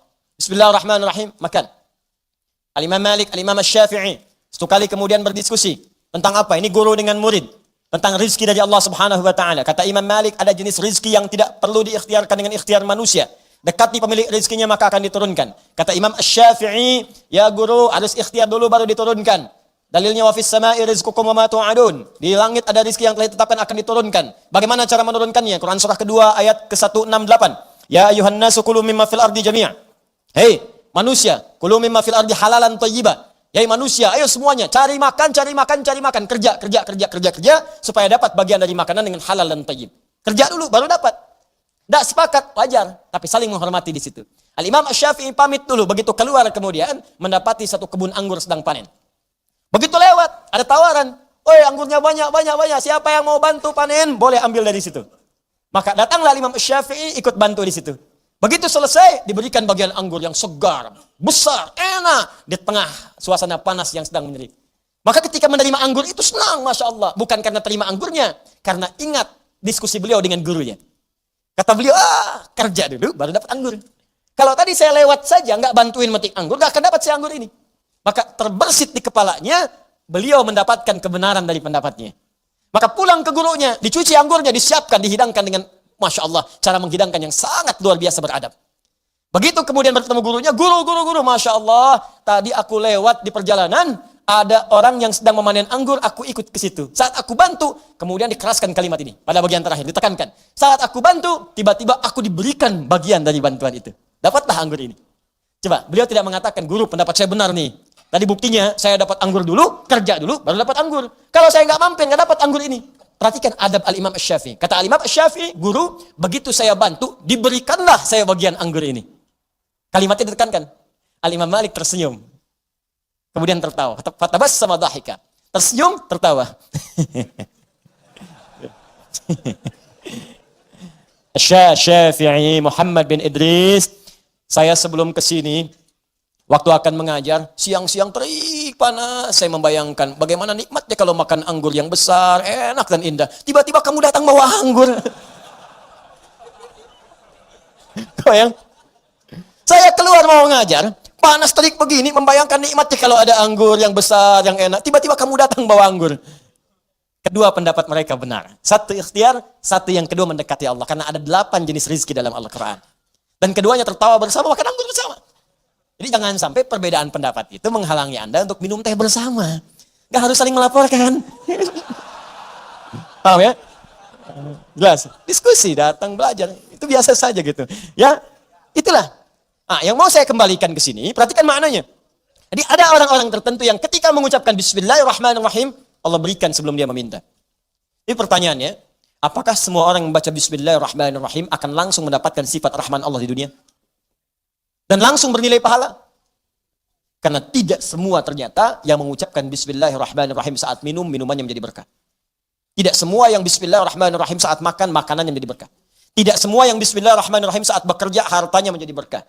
Kalau berkah, asasnya manfaat. Dari semua harta yang Anda kumpulkan di rumah, berapa yang bermanfaat? Baju, pakaian, kendaraan. Lihat koleksi kendaraan Anda. Berapa kali dipakai ke masjid? Berapa kali digunakan ke majlis ta'lim? Pakai dunia saja. Kalau cuma dipakai dunia, jangankan Anda yang belum beriman pun bisa. Coba lihat banyak orang punya kendaraan.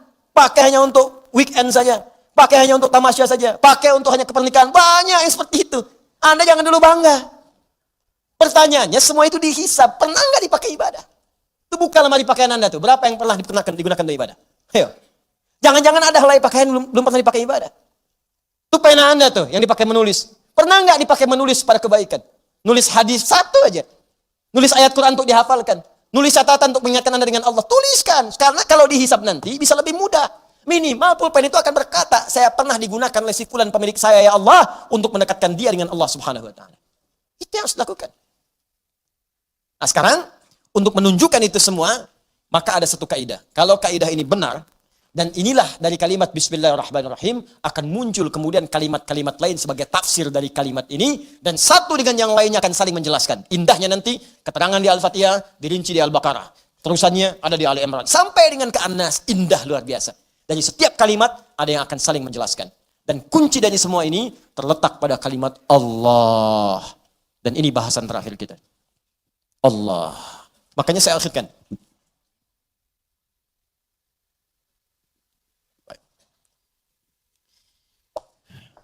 Saya bacakan dulu kaidahnya ya. Kitabnya At-Ta'rifat karya Imam Al-Jurjani. Ya. Nanti saya bawakan lagi beberapa kitab yang lain. Ini kadang-kadang kitab itu saya hafalkan, cuma kadang-kadang ada sebagian kawan-kawan yang mungkin belum mendapati referensinya. Jadi menilai bahwa ini nggak ada nih, pendapat ini nggak ada, dari mana gitu kan. Nah, maka beberapa taklim mungkin saya akan bawa kitab-kitab itu supaya bisa untuk sharing di situ. Kalau ada yang kurang tepat silahkan diluruskan. Tidak ada masalah. Saya sih enak saja. Kalau benar salah, ya kita katakan itu keliru ya. Kalau misalnya salah sebut nama, ya saya salah sebut nama kemarin. Harusnya ini, yang benar ini bukan ini. Ya selesai. Dan tidak harus mempertahankan kesalahan. Ya. Dan juga jangan cari-cari kesalahan. Capek nanti. Ya, capek. Guru itu kalau mengajar pasti ada salahnya. Pasti salah. Tapi yang paling salah adalah murid yang mencari-cari kesalahan guru. Jelas ya? Nah, bikin status dulu. Catat tuh. Ya. Bismillahirrahmanirrahim. Al-ismul a'zam. Al-ismul a'zam. Nama yang paling agung. Tinggi. A'zam itu isim tafdil. Dari kata a'zuma. A'zuma a'zam. A'zuma besar. Sigat mubalaghahnya azim. Sangat besar. A'zam paling besar. Paling agung. Jadi kalau ada yang agung, ini yang paling agung. Kalau ada yang bisa mengangkat, ini yang paling tinggi angkatannya. Kalau ada yang bisa memuliakan, ini yang paling bisa memuliakan pada tingkat yang paling dahsyat. Anda dimuliakan oleh ibu Anda, teman Anda, tetangga Anda, keluarga Anda, masyarakat Anda, maka ada yang lebih dahsyat dalam memuliakan Anda. Inilah dia nanti yang akan kita lihat. Jelas ya? Nah, mari kita lihat al-ismul a'zam. Huwal ismul jami' li jami'il asma'. Huwal ismul jami' li jami'il asma'. Al-ismul a'zam ini adalah nama yang mencakup seluruh nama-nama kemuliaan. Nama-nama kebaikan. Jadi kalau ada semua nama baik, puncaknya nama ini. Puncaknya nama yang ini. Ya. Apa nama yang dimaksudkan? Yuk kita lihat. Qila, dikatakan nama al-ismul a'zam itu tidak ada yang lain. Wallah, yaitu Allah. Allah. Allah. Nama Allah itu disebut dengan nama Al-Ismul A'zam. Ini sepakat orang Arab langsung nyebut A'zam. Nama yang paling tinggi, nama yang paling agung, nama yang paling dahsyat. Al-Ismul Jami' li Jawami' Sifatil Mahmudah li Jami'il Asma'. Nama terbaik, teragung yang mencakup semua nama kebaikan yang pernah ada. Makanya ketika Allah memperkenalkan nama ini, Allah menyebutkan bahwa nama Allah ini memiliki semua sifat-sifat nama-nama kebaikan. Baik namanya ataupun sifatnya. Itu kita temukan di Quran surah ke-7 Al-A'raf ayat 180. Quran surah ke-7 ayat 180. Di halaman 174, posisi paling kiri baris yang keempat, sebelah atas. Walillahil asma'ul husna fad'uuhu biha. Walillahil asma'ul husna. Walillah hanya milik Allah. Walillah hanya milik Allah Al-asmaul husna, semua nama-nama yang baik-baik. Di semua nama-nama baik itu terkumpul semua punya Allah. Makanya ketika disebutkan nama Allah itu mencakup semua nama-nama yang baiknya. Anda ketika menyebut nama Allah, Allah, Allah, ya Allah, Allahumma, ya Allah, itu sudah mencakup semua nama-nama yang terbaik yang melekat pada Allah Subhanahu wa taala dan sifatnya. Makanya kalau Anda mau memanggil kepada Allah, kata Allah silakan sebut nama Allah secara singkat. Di mana ditemukannya? Boleh Quran surah ke-17 misalnya, ayat ke-110. Ya, Quran surah ke-17 ayat 110. Ya. Halaman 293. Posisi paling kanan di baris yang ke-6. Qulid Allah awid ar-Rahman ayyamma tad'u falahul asmaul husna. Qulid Allah, kalau Anda sedang punya masalah, sedang punya persoalan, sedang punya kebutuhan, qulid Allah, panggil Allah, sebut, minta. Qulid Allah, ya Allah, ya Allah, ya Allah, berdoa minta. Atau sebut Ar-Rahman, ya Allah ya Rahman, ya Allah ya Rahman. Atau kalau ingin spesifik, silahkan panggil nama-nama yang Allah miliki sesuai dengan kadar kebutuhan Anda. Semua namanya baik. Misal, Anda butuh rizki, sebut namanya ya Razzaq. Anda sedang belajar, besok mau ujian, belajar supaya dipercepat ilmu, sebut namanya ya Alim. Anda sedang bekerja, ada yang usil, ada yang iseng, ada yang ingin mencelakai Anda, sebut namanya ya Jabbar, ya Malik. Sedang punya banyak masalah, sebut ya Sabar, Sabar, Sabar. Tapi kalau Anda ingin menyebut satu nama yang dengan itu semua masalah Anda tuntas, sebut Allah. Ya Allah, hamba bermunajat kepadamu. Ya Allah, hamba memohon kepadamu. Kalau Anda benar menyebutnya, benar memohonnya, maka demi Allah ada hadis yang langsung disampaikan oleh Nabi SAW. Langsung disebut oleh Nabi. Jika Anda memanggil Allah dengan namanya yang paling tinggi ini, dan benar cara memanggilnya, maka semua permintaan Anda sulit bagi Allah untuk menolaknya. Dikabulkan seketika. Saya bacakan kitabnya, ini halaman 31, saya hafal ini. Ya, paling kiri di pertengahan. Kitabnya Al-Aqaidah Al-Islamiyah, karya Syekh Said Sabiq. Ini kitabnya. Ya. Bismillah. Ismullahil A'zam. Ya, ada yang bisa bahasa Arab? Mau bacakan? Baik, saya bacakan langsung ya. Ismullahil A'zam. Ya. Wa kama anna lillahi hadhil asma falahu ismun a'zam idza du'iya bihi ajaba wa idza su'ila bihi a'ta. Allahu akbar. Dan sebagaimana Anda ketahui bahwa Allah Subhanahu wa taala memiliki nama-nama yang sangat mulia, ya. Ar-Rahman, Ar-Rahim, Al-Malik, Al-Quddus, ya, dan seterusnya. Di balik nama itu ada nama yang paling tinggi. Dan kalau nama paling agung, paling tinggi itu Anda sebut dalam berdoa, idza du'iya bihi ajaba, maka Allah akan langsung mengabulkan. Wa idza su'ila bihi a'ta, dan jika Anda memohon kepada Allah minta dengan nama itu, maka Allah akan memberikan apa yang Anda minta. Ya, mari kita lihat. Ja'a dzikruhu fima yali min ahadits. Kalau Anda tidak percaya, berikut ini saya tampilkan beberapa hadis-hadis ya yang mengabadikan kepada kita peristiwa-peristiwa dimaksud dari Nabi sallallahu alaihi wasallam. An Buraidah radhiyallahu taala anhu qala, hadis pertama dari Buraidah, ya semoga Allah meridai kepada beliau, qala sami'an nabiyyu sallallahu alaihi wasallam rajulan yad'u. Satu kali Nabi sallallahu alaihi wasallam pernah mendengar seorang lelaki sedang berdoa. Jadi lelaki itu berdoa kedengaran oleh Nabi. Ya, apa doanya? Mari kita lihat. Wa huwa yaqulu, dia berkata, Allahumma inni as'aluka bi anni ushhidu annaka antallah la ilaha illa antas samad alladzi lam yalid wa lam yulad wa lam yakul lahu kufuwan ahad. Allahumma ighfirli. Saya baca ke kitab. Bi anni ushhidu annaka antallah la ilaha illa antal ahadus samad alladzi lam yalid wa lam yulad wa lam yakul lahu kufuwan ahad. Allahu akbar. Dia membaca pertama, usyhidu bi annaka antallah, ya Allah. Perhatikan nih. Saya bersaksi Engkau Allah. Engkau Allah. Engkau Tuhanku ya Allah. Engkau Tuhanku yang memerintahkan aku ya Allah untuk bermohon hanya kepadamu.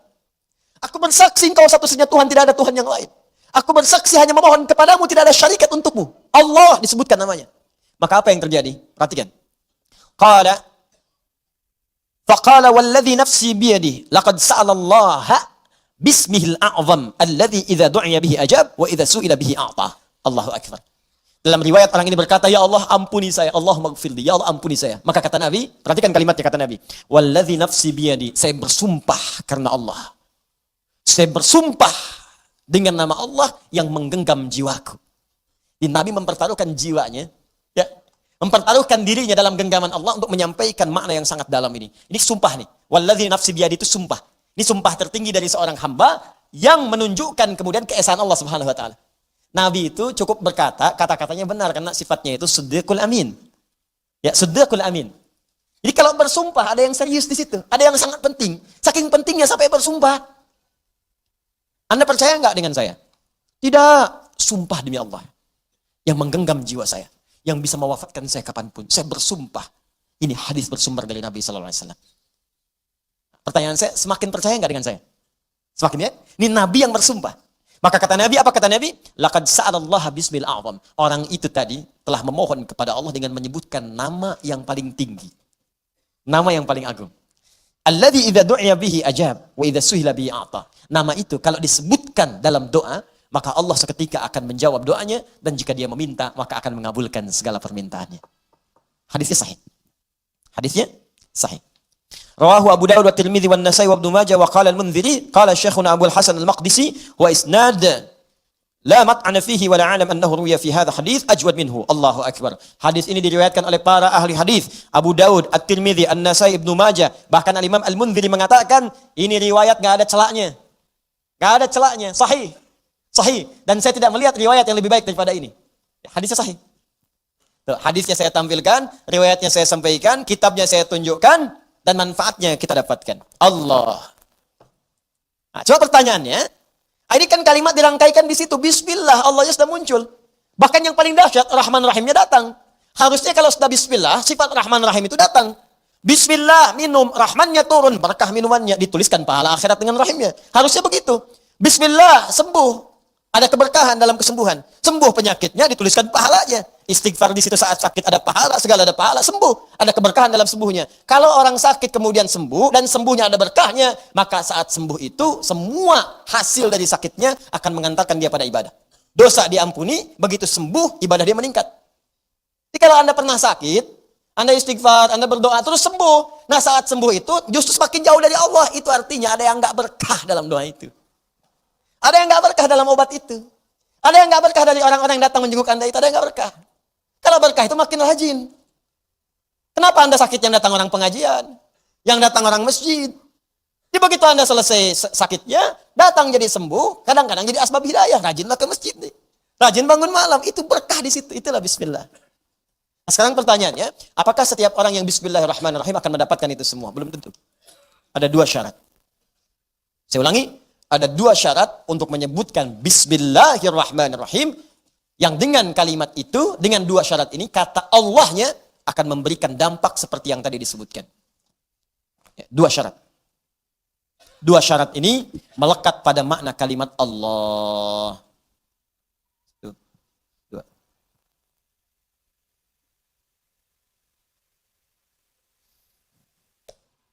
Jadi kalau dua syarat ini terpenuhi, benar cara mengucapkannya, maka insya Allah ketika mengucapkan bismillahirrahmanirrahim dengan dua hal ini hadir dalam jiwa kita, maka fungsi dari apa yang tadi kita dapatkan, doa dijawab, keberkahan datang, itu akan cepat diberikan oleh Allah Subhanahu wa taala. Dua hal ini apakah dibahas pekan depan atau sekarang? Baik. Yang ingin pekan depan, ayo jangan acungkan tangan.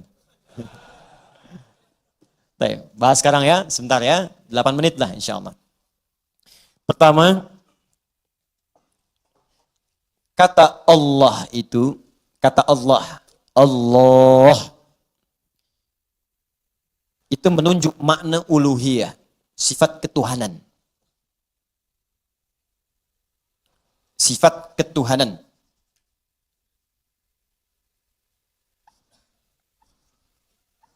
Bukan sekedar menunjuk pada sifat ketuhanan, tapi dengan keyakinan hanya Allah saja yang Tuhan, yang lain bukan. Awas. Saya ingin tegaskan nih, ini dalam konteks keyakinan kita sebagai umat Islam. Ya? Jadi kalau Anda Muslim, silakan Anda belajar. Non-Muslim, boleh ikut belajar juga, silakan. Kalau belum paham, tanyakan. Ya. Pertama, nama Allah adalah nama yang menghadirkan makna uluhiyah, sifat ketuhanan. Nanti lebih detailnya pembahasan di bab tauhid nanti. Ya. Tapi saya berikan cepat, uluhiyah, sifat ketuhanan, disertai keyakinan bahwa hanya Allah saja yang Tuhan, yang lain bukan. Satu-satunya, tidak ada yang lain. Ya, dalam bahasa Arab satu-satunya, nggak ada yang lain selain itu disebut ahad namanya. Ya, ada wahid, ada ahad, itu beda. Kalau wahid satu, ada yang kedua. Wahid, itsnain, talatah, arba'ah. Kalau disebutkan wahid, ada yang kedua. Ya. Misal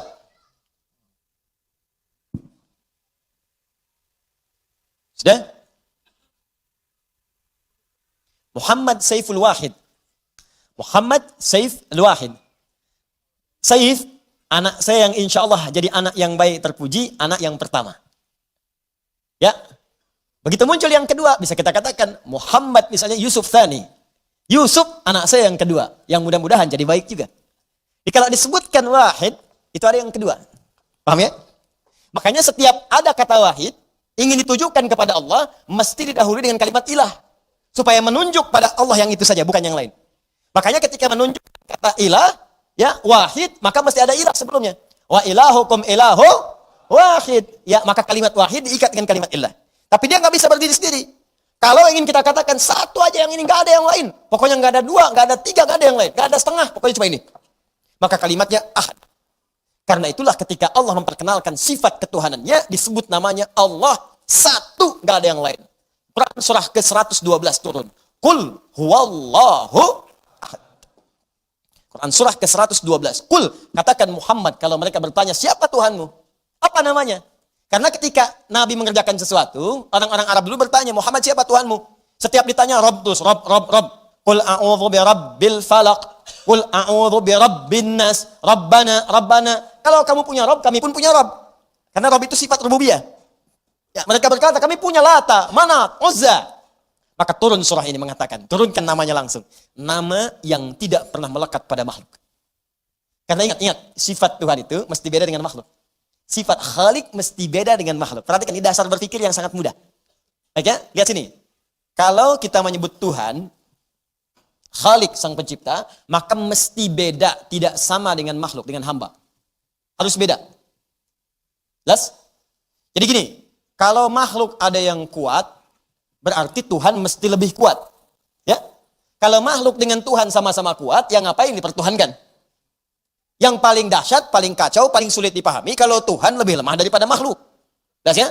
Maka semua sifat Tuhan mesti beda dengan makhluk. Karena itu ketika Allah turunkan nama, maka namanya pun beda dengan nama makhluk. Perhatikan baik-baik. Kata Allah, pertama, dari segi namanya, namaku Allah, sifatnya ahad. Jadi dari sifat namanya saja, bukan cuma Tuhannya. Sifat namanya saja, nama Tuhan mesti beda dengan nama makhluk. Kata Allah, sifat namaku ahad. Satu-satunya. Mari kita lihat. Bismillah. Allahu Akbar. Ini materi sangat penting. Saking pentingnya saya tulis sendiri, saya hapus sendiri, saya terangin sendiri. Masya Allah. Jamaah cuma melihat, menyaksikan, nulis, masuk surga. Masya Allah. Alhamdulillah. Allahu Akbar. Walillahilhamd. Allah. Kelihatan? Belum bu. Ya. Tulis dulu. Nah ini bu ya. Masya Allah. Lihat sini. Lihat. Baca. Allah. Perhatikan baik-baik. Sifat ini, saking nama ini lekat dengan sifat ketuhanan. Ya. Makanya nggak ada yang pernah makhluk menyebut dirinya Allah. Ya. Pernah ada orang di muka bumi ngasih nama anaknya Allah? Nggak ada. Kalau bahasa lain silakan. Anaknya disebut Tuhan. Ada di KTP Indonesia. Pernah ada ditemukan Tuhan. Ada namanya. Cuma di Indonesia tuh. Masya Allah. Tapi nggak pernah ada Allah, nggak ada. Karena fitrah manusia nggak bisa menghadirkan itu. Nggak bisa. Berat. Karena ada fitrah dalam diri kita. Nggak bisa. Ini nama khusus bagi nama ketuhanan.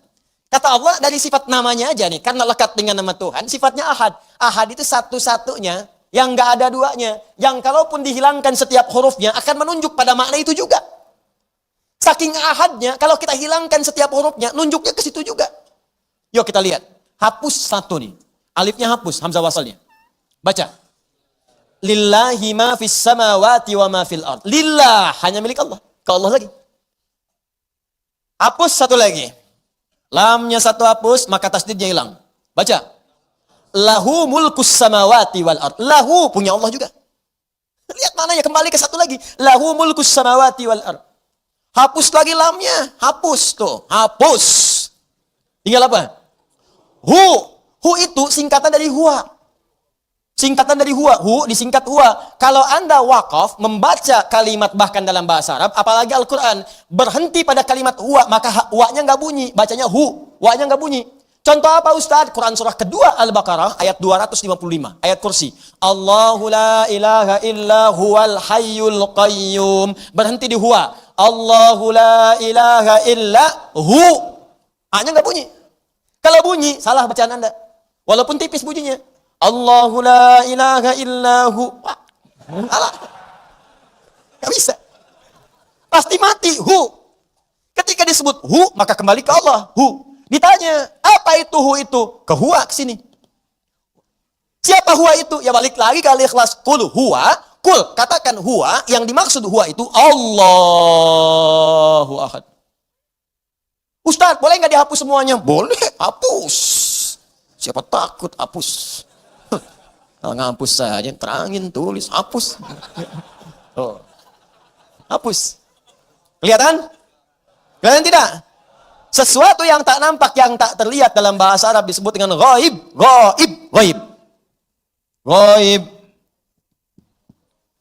Anda beriman pada Allah? Beriman. Nampak tidak sekarang? Tidak. Tapi terasa semuanya, kekuasaannya, dahsyatnya disebut ghaib. Makanya ketika turun Al-Baqarah ayat ketiga, alladzina yu'minuna bil ghaib. Siapa ghaib di situ? Allah. Balik lagi. Jadi kalau dengan semua ini belum beriman juga, lantas seperti apa lagi saya mesti terangkan? Sekarang kalau nggak percaya, cari nama-nama lain, termasuk nama yang dipertuhankan. Hapus setiap hurufnya. Apakah menunjuk pada makna yang sama atau tidak? Saya akan tuliskan nama-nama yang familiar yang dipertuhankan. Khawatir besok saya dilaporkan. Saya aja nih. Adi. Udah. Udah, diam. Lihat sini. Adi. Pakai bahasa Arab? Boleh. Adi. Oh, tidak boleh lebih tinggi dari Allah. Adi. Lihat sini. Lihat sini. Hapus A-nya. Baca. Gak nunjuk ke saya. Di. Adi nengok. Dedi nengok. Edi nengok. Odi nengok. Di. Banyak akhiran di. Andi nengok. Lihat. Semua nengok. Di. Semua. Andi, Edi, Dodi. Ya, dan seterusnya. Semua. Bahkan di ini pendek. Ketika dibaca bahasa Arab jadi beda.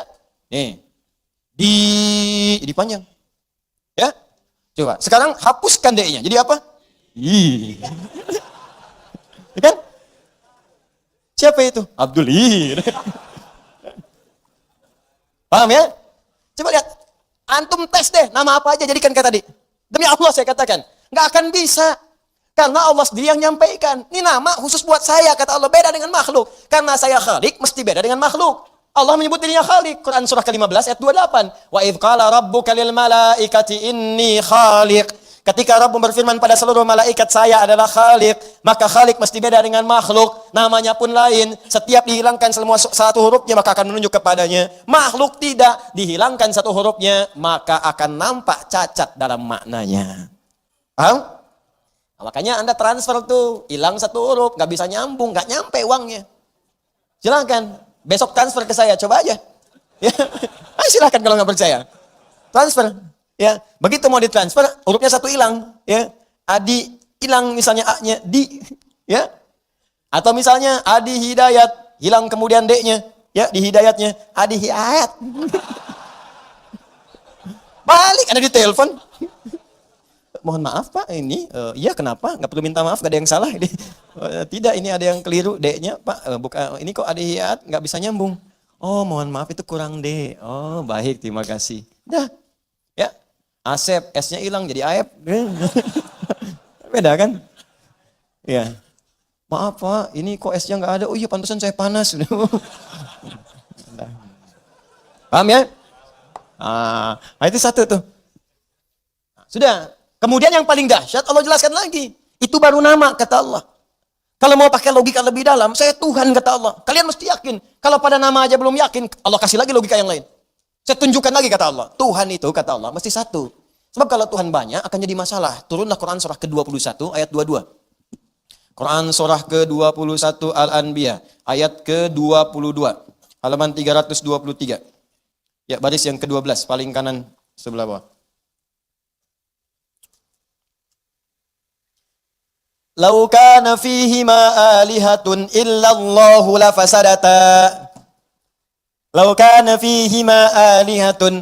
Kalaulah di langit dan di bumi itu terdapat banyak Tuhan, illallahu selain Allah yang satu.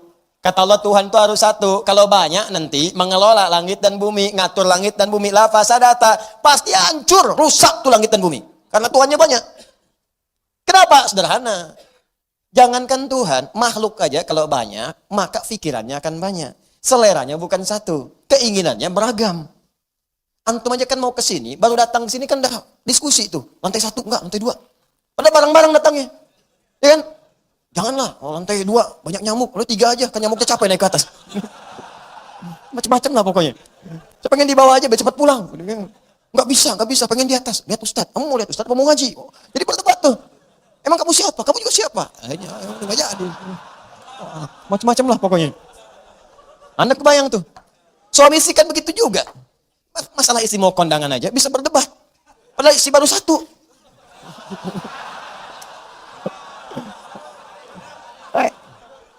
Ya kan? Istri mau kondangan kan biasa nanya. Kan datang bawa baju. Ya kan? 1 baju hijau, kedua baju biru. Datang, papa. Ya kan? Ya ma. Ntar dulu ya. Yang bagus yang mana Pak? Hijau atau biru? Kata papa, ya udah mah, hijau aja. Ih, kayaknya biru deh. Tuh gitu tuh. Dia nanya tapi udah punya pilihan. Tuh. Masih mending kalau dipakai, begitu keluar kuning. Oh. Nah gitu. Tapi itu biasa. Ada belum tahu. Nah. Bisa ini Adul sahabat kita, Masya Allah. Kita doakan mudah-mudahan kita dirahmati oleh Allah. Ya, bisa ke surga bersama-sama insya Allah. Ya, baik. Dan Adul insya Allah bisa mendapat jodoh yang terbaik ya. Insya Allah. Minimal sebelum kiamat kurang 2 hari. Insya Allah, ya minimal. Dah. Nah, sekarang balik sini. Anda bayangkan urusan manusia saja dalam satu hal bisa beda, bisa diskusi, bisa debat. Debat bisa rame bisa berselisih. Betapa banyak perselisihan muncul karena perbedaan pikiran dan ide. Betapa banyak pertentangan muncul karena beda argumentasi. Yang dahsyatnya terjadi adalah kerusakan muncul. Sekarang pertikaian, perselisihan, pertarungan, pembunuhan, segala rupa ini kan karena beda pandangan asalnya. Karena beda argumentasi diantaranya. Sekarang kebayang kalau Tuhan yang beda pandangan terus Tuhannya ribut. Kitanya bagaimana? Perkara mau menurunkan hujan, Tuhannya 3 misalnya, atau 4 atau 5. Terus ribut Tuhannya. Yang satu bilang saya mau turunin hujan di Pekayun. Kata yang satu jangan dulu dah. Ya.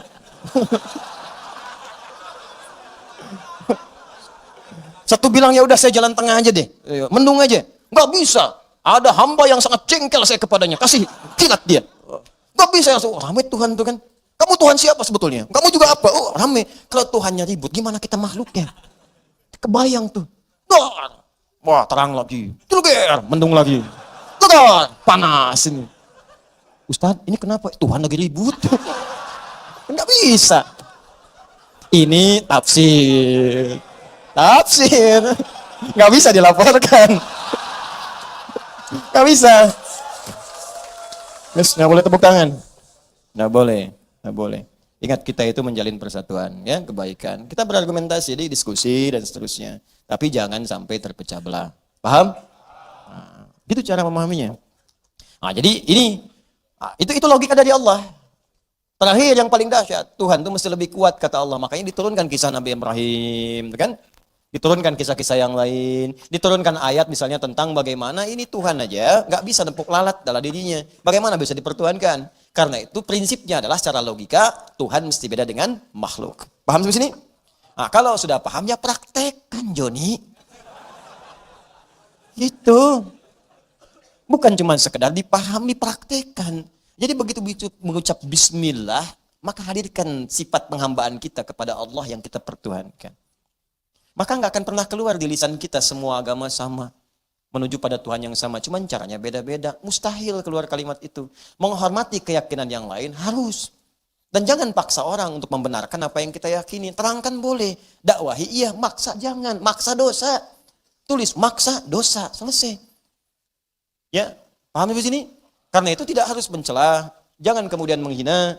Jangan menjelek-jelekan dan sebagainya. Cukup sudah. Terangkan dengan baik, selesai, yakini, beres. Tegas sampai sini? Tapi poin terbesarnya adalah kita mesti yakin. Jangan sampai keyakinan itu memudar. Ini aneh, katanya yakin Allah Tuhan, tapi membenarkan juga keyakinan orang lain. Itu keberagamannya dipertanyakan. Kalau keyakinan itu wajar, yang lain pun meyakini Tuhan dia benar, itu wajar. Karena konsep teologi itu begitu. Tapi kita sebagai mukmin, iman kita itu yang mesti kita perkuat dengan keterangan tadi. Jelas ya? Maka sudah nggak ada zero tolerance dalam hal ini. Toleransi terbaik dalam akidah itu zero tolerance. Ya, toleransi terbaik dalam akidah zero tolerance. Zero tolerance dalam hari ini adalah menghormati keyakinan orang lain dan kita meyakini bahwa Tuhan kita itu yang paling benar tanpa harus memaksakan kepada orang lain. Paham? Itu indah. Satu. Syarat pertama. Kalau Anda berdoa, keyakinan itu kurang, pantas. Ya Anda aja kepada Allahnya begitu. Anda ke saya nggak yakin, bagaimana saya bisa memberikan yang terbaik untuk Anda? Anda mau melamar anak orang, tapi kalimat Anda tidak meyakinkan, ya bagaimana bisa diterima? Dulu. Pak, maksud kedatangan kami kemari, kami melihat bahwa ada aura kebaikan pada putri Bapak. Walaupun memang tidak tinggi-tinggi amat seperti aura-aura perempuan yang lain, ya. Dan kami melihat ada peluang untuk bisa mendapati cinta putri Bapak. Walaupun sebetulnya banyak juga dari putri yang lain bisa saya cintai. Ya itu mah nggak akan diterima tuh. Ya sekarang Anda menyembah Allah, Anda meminta kepada Allah, tapi di hati Anda membenarkan ada keyakinan selain Allah, yang bagaimana kemudian Allah bisa menjawab doa Anda? Jelas ya? Nah, kita yakin di bagian pertama, tapi sering gagal di bagian kedua.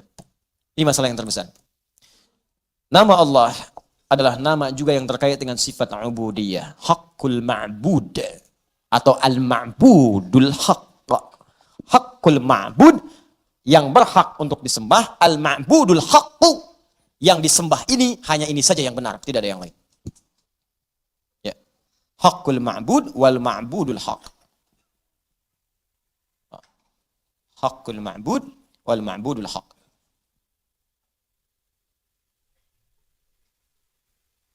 Apa maksudnya haqqul ma'bud wal ma'budul haqq?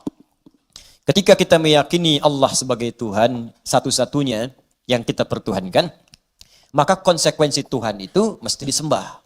Untuk membedakan Tuhan dengan yang bukan Tuhan. Ya kan? Terus ada bukti. Buktinya apa? Anda punya pimpinan di kantor, Anda pegawai. Apa buktinya Anda pegawai? Ya kerja. Ya kan? Apa buktinya pimpinan di atas? Kasih gaji, kontrol, lihat, sakit, bantu. Ya, kasih kemudian kesempatan untuk berobat, itu pimpinan, tugas di atas. Bukti Anda pimpinan. Bukti Anda karyawan di bawah, layani, kerja dengan baik. Ya kan? Sehingga Anda mendapatkan hasil yang maksimal dari gajinya. Das. Kita mempertuhankan Allah. Apa buktinya Allah kita pertuhankan? Buktinya harus ada dari sisi penyembahan. Makanya Allah turunkan perintah untuk menyembah. Sembah saya. Ya. Jadi ketika Allah menyebutkan sifat Tuhan, Allah, maka diikuti dengan kalimat sembah saya. Di mana ditemukan? Quran surah ke-20 ayat ke-14. Quran surah ke-20 ayat ke-14. Quran surah Thaha ayat ke-14. Quran surah ke-20 ayat ke-14. Perhatikan ayatnya. Innani anallah. Kata Allah, sungguh saya Allah. Inna harfu taukid. Harfu taukidin wa nasbin. Awas hati-hati. Harfu taukidin wa nasbin. Tansibul isma wa tarfa'ul khabara. Mabniun alal fathi. Hati-hati. Harfu taukidin, huruf yang berfungsi untuk menguatkan, menegaskan. Tarfa'ul isma, merafa'kan isim, mengangkat dengan kemuliaan. Wa tansibul khabara. Dan menancapkan, menguatkan khabar, berita. Jadi kalau Anda mengikuti sifat inna ini, maka sifatnya kuat, tinggi. Dan kalimatnya kemudian ditegaskan oleh Allah Subhanahu wa taala. Jadi kalau ada kalimat di Al-Qur'an dibuka dengan inna, maka hukumnya tegas, tidak main-main. Innani, saya tegaskan ya, saya ini Allah. Innani anallah. Hei, saya tegaskan pada kalian semua. Musa, saya tegaskan kepadamu. Ayat ini turun sampaikan pada Musa, mengisahkan tentang Musa. Disampaikan ceritanya pada Nabi Muhammad SAW. Jarak Nabi Musa ke Nabi Muhammad SAW 2000 tahun. Disampaikan, seakan Allah ingin menegaskan, Muhammad, saya ini bukan hanya Tuhan untuk kamu. Bahkan ke Musa pun saya sampaikan. Ke Ibrahim pun saya tegaskan. Ke Adam pun saya sampaikan. Ya, alaihissalam. Maka Allah sampaikan, innani anallah. Saya tegaskan, saya ini adalah Allah. La ilaha illa ana uluhiyah. La ilaha illa ana. Tak ada Tuhan selain saya. Ya, la nafi. Nafi li nafil ukhra awil akhir. untuk menafikan yang lain. Tak ada Tuhan selain saya. Kalau disebut Tuhan, cuma saya, kata Allah. Fa'budni. Apakah berhenti pada kalimat itu? Tidak. Diteruskan, fa'budni. Kalau kalian sudah yakin saya Tuhan, maka buktikan kalian itu hamba. Bagaimana caranya? Kata Allah, sembah saya. Sembah saya. Cari kalimat ini di kitab-kitab lain. Anda akan sulit menemukannya. Sulit. Karena akan sulit menemukan manusia yang mengatakan sembah saya. Fitrah manusia nggak mungkin mengatakan saya Allah. Mustahil. Coba cari di kitab-kitab lain. Anda temukan nggak kalimat itu? Di Quran itu tegas. Nama Tuhan langsung disebutkan, Allah. Kalimat penegasannya langsung muncul. Sembah saya. Saya Allah, sembah saya. Ya. I'm God, worship me. Temukan. Saya Tuhan, sembah saya. Anallahu fa'budni. Saya Allah, sembah saya. Temukan, cuma di Al-Quran. Innani anallahu la ilaha illa ana fa'budni. Perhatikan baik-baik. Saya Allah, sifat uluhiyah. Fa'budni, sifat ubudiyah. Sembah saya. Maka ketika disebut kalimat Allah, konsekuensinya bukan hanya menuhankan Allah, tapi juga kita siap menyembah Allah. Jelas ya? Siap menyembah Allah. Penyembahan itu yang disebut sebagai ibadah. Nanti tafsirnya ada di kalimat iyyaka na'budu wa iyyaka. Makanya ketika Anda na'budu, mau ibadah kepada Allah, maka konsekuensinya bagi Allah nasta'in. Begitu Anda minta, Allah berikan. Itu maksudnya. Itu lihat rahasianya. Anda sembah Allah. Jadikan semua kegiatan sebagai ibadah. Begitu Anda na'budu, nanti tafsirnya, iyyaka na'budu ya Allah, saya bersaksi engkau Tuhan. Maka saya akan buktikan, ya Allah engkau Tuhan, saya sembah engkau. Kami menyembahmu ya Allah, kepadamu. Maka Allah teruskan, wa iyyaka nasta'in. Hei, kau punya masalah apa? Begitu Anda minta, wa iyyaka nasta'in, ya Allah kami minta ya Allah. Kami mohon, kami punya masalah. Ya Allah kami mohon, ya Allah kami punya persoalan. Langsung dikabulkan. Hadis kuncinya muncul. Hadza baini wa baina abdi. Ini perjanjian antara aku dengan hambaku. Wali abdi, kalau hambaku benar melakukan apa yang ia komitmenkan, masalah. Apapun yang ia minta sekarang, aku akan kabulkan. Nah, na'budu itu, menyembah itu, bukan sekedar ibadah ritual, karena ritual itu sifatnya latihan. Salat, latihan. Makanya dalam salat dikatakan, iyyaka na'budu wa iyyaka nasta'in. Bahkan sebelum itu ada panggilan, wasta'inu bisabri Sebelum sholat, nih cara menerjemahkannya. Sebelum sholat, ayo coba rinci punya masalah apa. Wasta'inu, minta kepada Allah dalam sholat. Punya masalah apa? Pekerjaan, rizki. Ada yang usil, ada yang macam-macam, minta. Makanya saat sholat Anda minta. Rabbi firli warhamni wajbur warfa warzuk. Minta rizki, minta tinggikan, minta lindungi, minta disayangi. Minta, tuh minta. Cuman persoalannya ketika minta, sifat uluhiyah itu muncul enggak? Merasakan enggak Allah yang satu? Mengharap enggak ke Allah? Baknya ini fungsi enggak? Merasakan enggak dilihat Allah dalam sholat? Kalau merasakan akan fokus, akan khusyuk, takut. Kalau merasakan akan latihan, bacaannya benar. Alhamdulillahirrabbilalamin. Mau sampai kapan? Hah? Mau sampai kapan? Latihan yang bagus, karena Anda dilihat oleh Allah. Anda bicara depan saya, latihan dulu. Masa Anda bicara depan Khalik, enggak ada latihan? Anda bicara depan pimpinan, dipersiapkan malam, ada cermin. Bapak pimpinan yang mulia. Ada cermin. Sekarang ada yang menciptakan pimpinan Anda. Sedang Anda hadapi. Kenapa Anda nggak latihan dulu? Belajar tajwid yang bagus. Mau sampai kapan dikasih puluhan tahun masih begitu? Anak 4 tahun sampai hatam Quran. Sampai ada yang hafal bacaannya sempurna. Anda diberi 40 tahun. Masa mau meninggal dalam keadaan masih susah baca Quran? Nggak apa-apa, yang penting berlatih. Nggak ada kata terlambat. Anda mau 70 tahun, 80 tahun. Bismillah latihan. Mudah-mudahan saat sedang berlatih itu wafat. Kalau tiba ajal. Jelas ya? Nah, terakhir saya tutup di sini. Ibadah itu bukan sekedar kita latihan dalam ritual. Semua pekerjaan kita ibadah. Makanya semua pekerjaan kita melekat doa. Yo, bangun tidur, ibadah. Makan, ibadah. Minum, ibadah. Kerja, ibadah. Makanya semua aktivitas kita melekat doa. Doa itu yang menjadikan pekerjaan jadi ibadah. Kalau tak hafal doanya, maka apa yang dibaca? Nah, ini dia. Makanya niatkan semua sebagai ibadah. Itu kunci pertamanya. Yuk, kalau mau minum, niatkan ibadah. Bismillah. Maka ketika Anda mau minum, cari minumnya yang betul. Ayo cari minum yang betul. Yang baik-baik, masak dengan baik. Masaknya istri pakai bismillah. Ya hidangkan dengan bismillah. Makan dengan bismillah. Itu berkah. Demi Allah, Anda coba aja. Coba aja. Selesai ta'lim, bangun bismillahirrahmanirrahim. Keluar. Allahumma inni as'aluka min fadlik. Pakai sendal, bismillahirrahmanirrahim. Jalan. Naik kendaraan, bismillahirrahmanirrahim. Biasakan aja, biasakan.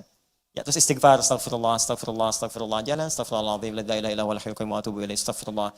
Itu coba pakai dalam kehidupan Anda. Kalau Anda pakai demi Allah, saya katakan, akan terjadi sesuatu yang nggak pernah kita rasakan sebelumnya. Nikmat. Ya, itu latihan bismillah aja. Satu dulu latihan.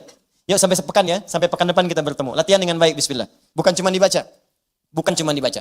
Nonton TV, bismillahirrahmanirrahim. Buka handphone, bismillahirrahmanirrahim. Maka kalau ada gambar-gambar yang tidak pantas, Anda akan tinggalkan. Mustahil, bismillahirrahmanirrahim. 2 melon.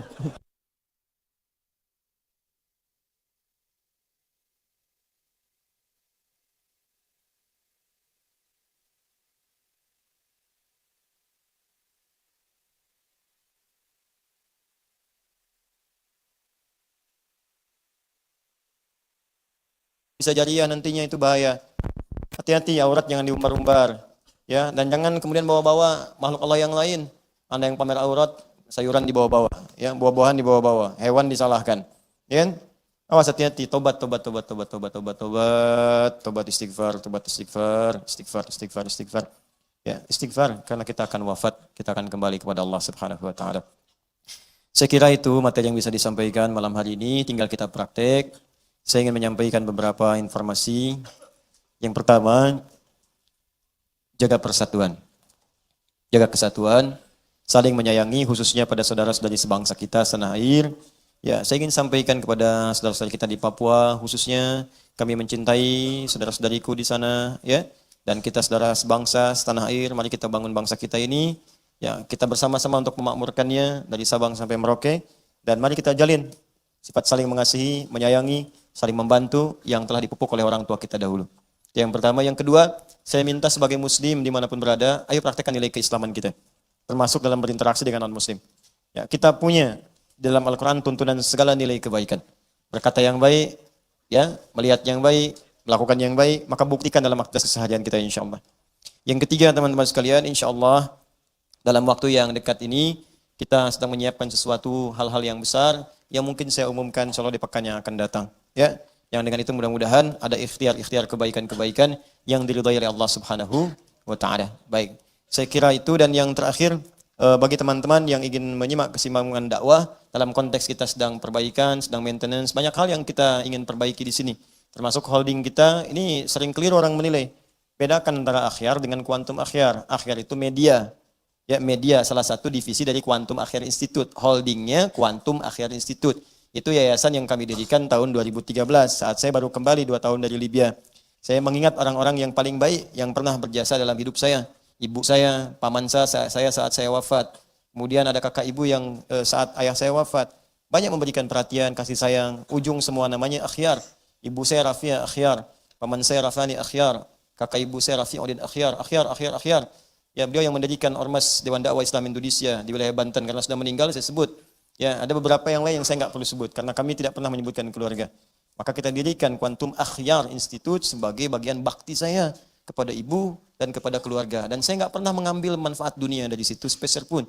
Ya, untuk memudahkan dakwah salah satunya ada media Akhyar TV namanya. Itu untuk bagian-bagian yang terkait dengan media-media. Dan saya pun nggak pernah mengambil manfaat dunia dari situ sedikit pun. Walaupun ada karyawan yang digaji atau alat-alat lainnya. Itu biasa saja. Nah, kita ingin berikan yang terbaik supaya semua ada nilai-nilai kebaikan di dalamnya. Nah, sekarang kita sedang maintenance. Secara hukum dunia di Indonesia harus ikut hukum juga. Maka kita berikan legal yang baik. Itu didirikan, ada aktenya, ada legalnya. Nah, sekarang saya minta audit.